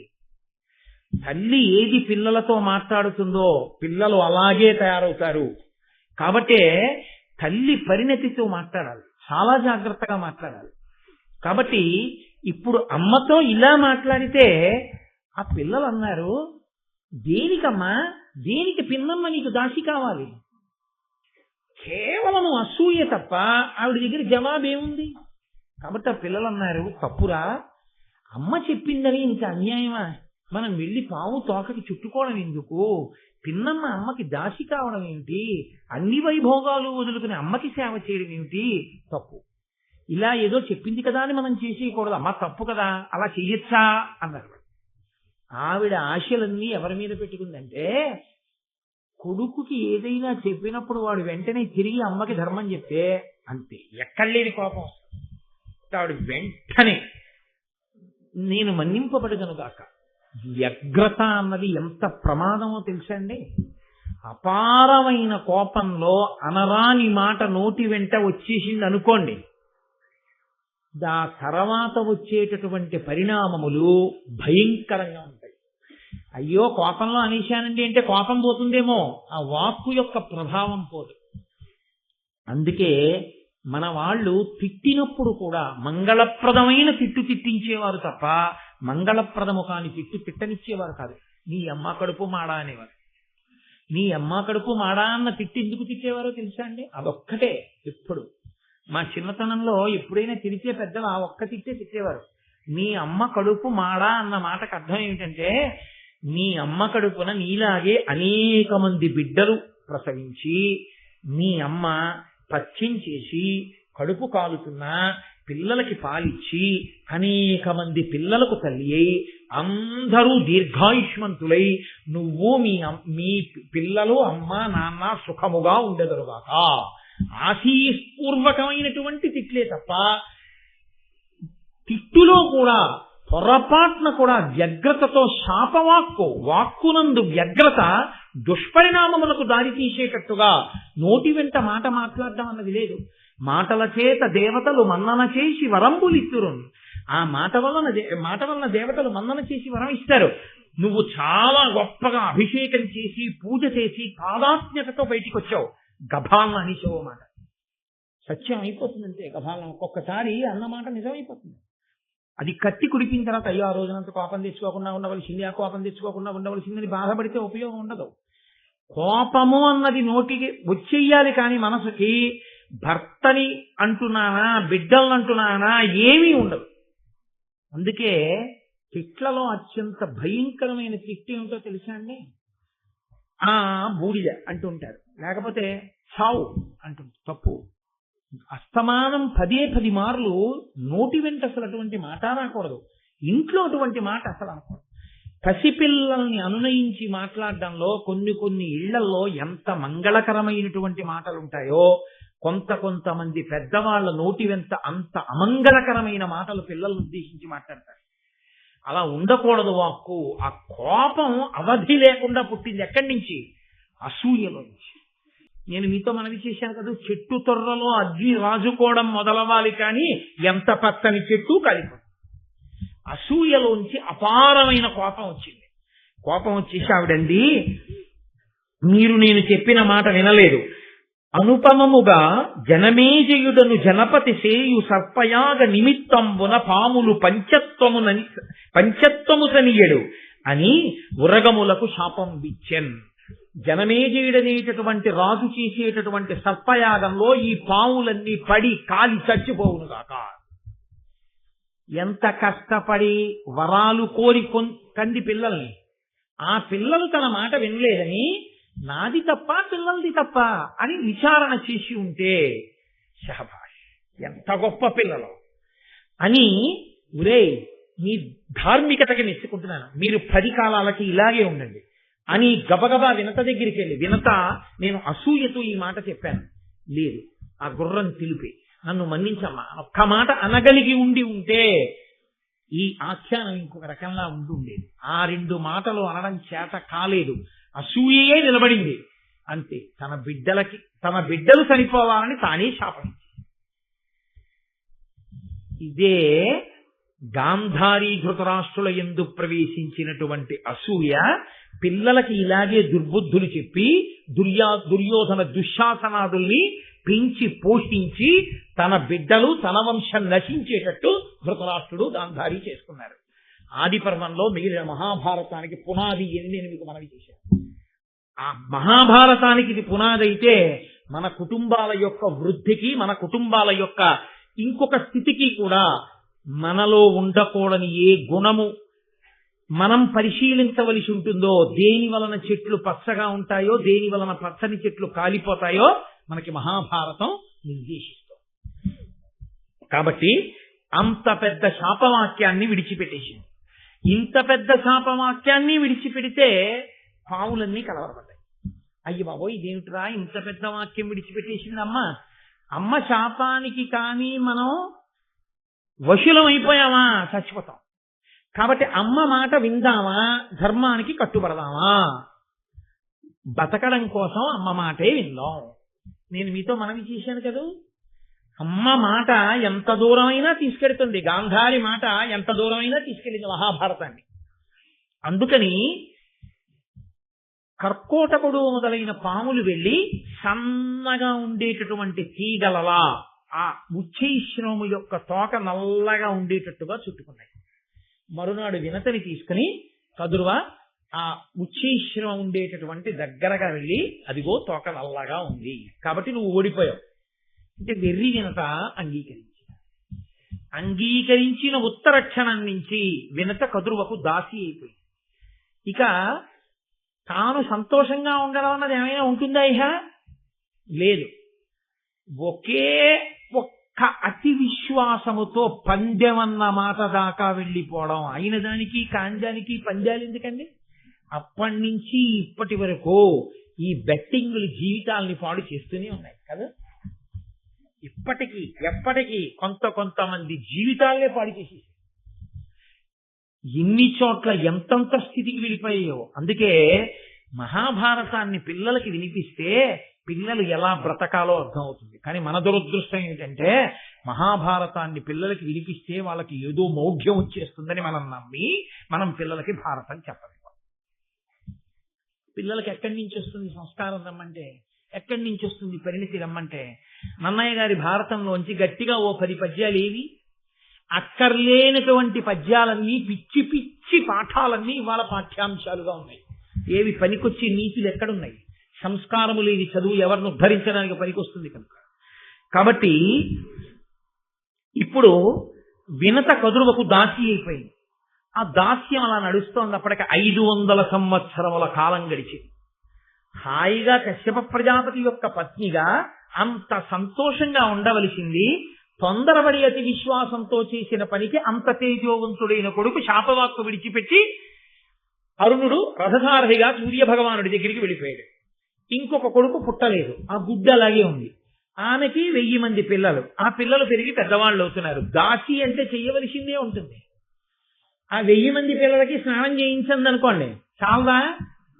ఎవరికి స్నానం చేయించిందో తెలియదు, ఎవరో మళ్ళీ మట్టిలో పొల్లు వచ్చారో తెలియదు, ఎవరికి పలహారం పెట్టిందో తెలియదు, ఎవరు తిని మళ్ళీ వచ్చేసాడో తెలియదు. 1000 మంది అటెండెన్స్ తీసుకోవడం అంటే మాటలండి. 6 పిల్లలకి స్నానం చేయించడానికి చిన్నతనంలో మా అమ్మగారు ఎంతో వ్యధపడేది. నాకు ఇప్పటికీ గుర్తు. మమ్మల్ని 6 పండగ వస్తే వరుస క్రమంలో నించోపెట్టి మా అన్నదమ్ముల్ని అక్క చెల్లెళ్ళని ఒళ్ళంతా నూనె పెట్టి ఒళ్ళంతా నలుగు పెట్టి చెమట పట్టేస్తుంటే పిచ్చి తల్లి అలాగే ఆ జుట్టు ముడేసుకుంటూ ఆ పమిట కొంగు బిగించుకుంటూ ఇంత గిన్నెలో ఆ నలుగంతా తీసి మా ఒళ్ళంతా పెట్టి ఆటలాడతారా మచ్చలు పడిపోతాయని, మచ్చలు పడకూడదని ఒళ్ళంతా నలుగు పెట్టి నూనె రాసి మళ్ళీ 6వ వాడికి నలుగు పెట్టిన తర్వాత మొదటి వాడికి నూనె ఇంకుతుందని వాణ్ణి పిలిచి 6 ఆసనాలేసి కూర్చోబెట్టి తల మీద నూనె పెట్టి ఆశీర్వచనాలు చేసి మళ్ళీ ఒంగుని కుంకుడు పులుసు పోసి తల రుద్ది ఒళ్ళు రుద్దుతుంటే కంట్లో పడిపోయిందనేమో ఒకడు. మొదటివాడికి తలస్నానం చేయించి 6వ వాడికి స్నానం చేసి ఓ తువ్వాలు కట్టి వదిలిపెట్టేటప్పటికీ మొదటివాడు కాగులో నీళ్లు కాగుతున్నాయో లేదో బాగా చూస్తున్నానమ్మా అని బూడి దగ్గరికి వెళ్ళి ఉప్పు నువ్వేవాడు. ఒళ్ళంతా బూడితో మళ్ళీ సిద్ధంవాడు, తల మీద బూడితో మళ్ళీ వాడికి తలస్నానం చేయించి ఆఖరికి నాకు ఇప్పటికి గుర్తు, అందరి స్నానాలు చేసేసిన తర్వాత మేము అందరం బొట్లు ఎట్టుకుని దేవుడి దగ్గరికి వెళ్ళి నమస్కారం పెట్టండి అంటే 6 బొట్లు ఎట్టుకుని విభూతి ఎట్టుకుని నమస్కారం పెట్టుకొచ్చి నిలబడితే ఆవిడ నడుము ఇలా పట్టుకుని లేచి నిలబడి పిల్లల్ని చూసుకుని ఎంత మురిసిపోయేదో. పిచ్చి తల్లి, నా తల్లి కాదు మీ తల్లులైనా అంతే. అమ్మే మహాశివరాత్రి నాడు అమ్మని స్మరించకపోతే ఎలా? అమ్మ కన్నా పరదైవం ఎక్కడుంది? కాబట్టి 1000 మంది పిల్లల్ని సాకడం అంటే మాటలా? అంత కష్టపడి సాకింది. ఎవరి కోసం? కద్రువ కోసం వినత. ఈవిడ బిడ్డలే ఒక రకంగా పినతల్లి కాబట్టి. కానీ తన బిడ్డడు ఎక్కడో ఉన్నాడు, ఈ బిడ్డడు గుడ్డులో ఉన్నాడు. వీళ్ళని ఈవిడ సాకుతోంది. 1 రోజా 2 రోజులా? 500 సంవత్సరాలు. ఏ పాపానికి? కేవలము అతి విశ్వాసానికి కదండి. ఎంతంత ప్రమాదాలు తెస్తాయో, జీవితాల్ని ఎంత అతలాకుతలం చేస్తాయో మహాభారతం ప్రత్యక్ష సాక్ష్యంగా మాట్లాడుతుంది. కాబట్టి ఎక్కడి పరిధిలో అక్కడ ఉండి జాగ్రత్తలో ఉండు పరాకు నేర్పుతుంది మనకి. అతి విశ్వాసము అతిశయము మంచిది కాదు, పంద్యాల జోలికి వెళ్ళకూడదు. కనుక 500 సంవత్సరములు పూర్తయ్యాయి. ఆవిడ అదృష్టం పండింది. ఆతత పక్షమారుత రయప్రవికంపిత ఘూర్ణితాచల వ్రాత మహర్ణవుండు బలవన్ నిజదేహ సముజ్వల ప్రభాసూత పతంగ తేజుడు తిజుండయి తాక్షుడు తల్లికిన్ మనప్రీతియునొచ్చుచున్ నెగత భీమజవంబున నభ్రవీదికిన్. నన్నయ్య గారికి ఎంత సంతోషం కలిగిందో. అమ్మయ్య, వినత దాస్యం తీరిపోయిందనుకున్నారో ఏమో. ఆనందంతో నన్నయ్య గారి మనసు ఎలా ఎగిరిందో, గరుత్మంతుని యొక్క జననం అలా జరిగింది. ఎంత గొప్ప పద్యం పడిపోయిందో ఆ ఆనందంలో. అటువంటి సమాసాలు పడిపోయాయి అంతే. ఆతత పక్షమారుతరయ ప్రవికంపిత ఘూర్ణితాచల వ్రాత మహర్ణవుండు బలవన్ నిజదేహ సముజ్వల ప్రభాతూత పతంగ తేజుడు పిపిందయి తార్క్ష్యుడు తల్లికిన్ మనప్రీతియునొచ్చుచున్నెగసే భీమజవంబున నభ్రవీదికిన్. ఆయనట ఆతత పక్షమారుతరయ ప్రవికంపిత ఘూర్ణితాచల వ్రాత మహార్ణవుండు. ఆయన పుడుతూనే గుడ్డులోంచి పైకి ఎగరడానికి ఇలా రెక్కలు విప్పి అల్లార్చి పైకి ఎగిరితే ఆయన రెక్కలలోంచి వచ్చినటువంటి గాలికి కులపర్వతాలు లేచి ఎగిరిపోతాయేమో అనుకున్నారు. అంత పెద్ద జంఝామారుతాన్ని సృష్టించగలిగిన పెద్ద రెక్కలు అల్లార్చి ఒక్కసారి ఆకాశంలోకి ఎగిరి అలా ఎగిరితే ఆయన అలా ఎగరడం అంటే ఏదో కాకినాడ మీద కాదు, ఆయన శరీరానికి ఆయన దేహానికి ఆయన కాంతికి ఒక్కసారి భూమండలం అంతా అలా తిరిగి ఎవరు మా అమ్మ అని చూసి మా తల్లి వినత, ఈవిడికి నేను నమస్కరించాలని ఆకాశంలోంచి గభాలన వచ్చి భూమి మీద వాలి నిలబడితే భూమి మీద ఉన్న ప్రాణులు దేవతలు అందరూ ఇలా చూసి ఇదేమిరా సూర్యుడిలా ఎగురుతున్నాడేమనుకున్నారట. అంత గొప్ప తేజోమూర్తి మహానుభావుడు తల్లికిన్ మనప్రీతియునర్చుచున్నెగసి భీమజవంబున నభ్రవీదికిన్.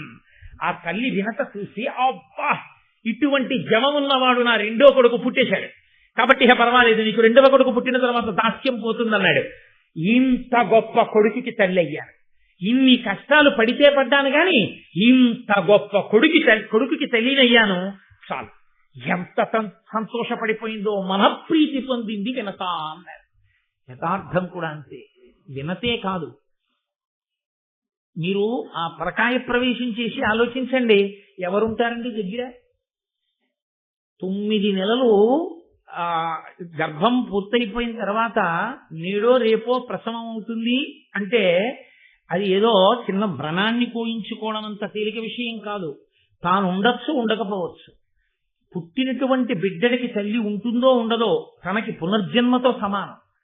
అటువంటప్పుడు తను తెలివితో ఉండి తనకి తాళి కట్టిన భర్త తండ్రి అవుతున్నాడన్న పరమ సంతోషంతో తాను మృత్యు సదృశమైనటువంటి బాధని అనుభవించడానికి సిద్ధపడి ప్రసవ వేదన పొందుతూ అన్ని నిప్పులలో కూడా నేను నా కడుపులో ఇన్నాళ్లు నివాసం చేసినటువంటి ఆ చిన్ని మొలకని చూసుకుంటానన్న సంతోషంతో ప్రసవ వేదన యందు స్పృహనే తప్పి నిత్తుటి గుడ్డైనటువంటి ఆ చంటి బిడ్డడు పక్కన పడుకుని కుయ్యోమని ఏడిస్తే తెలివి రాగానే కన్ను విప్పి చూసుకున్న ఆ తల్లి అమ్మయ్యా నా బిడ్డ అన్నప్పుడు పొందేటటువంటి ఆనందంలో ఇన్ని సంవత్సరములు పడిన కష్టం ఆవిరైపోతుంది.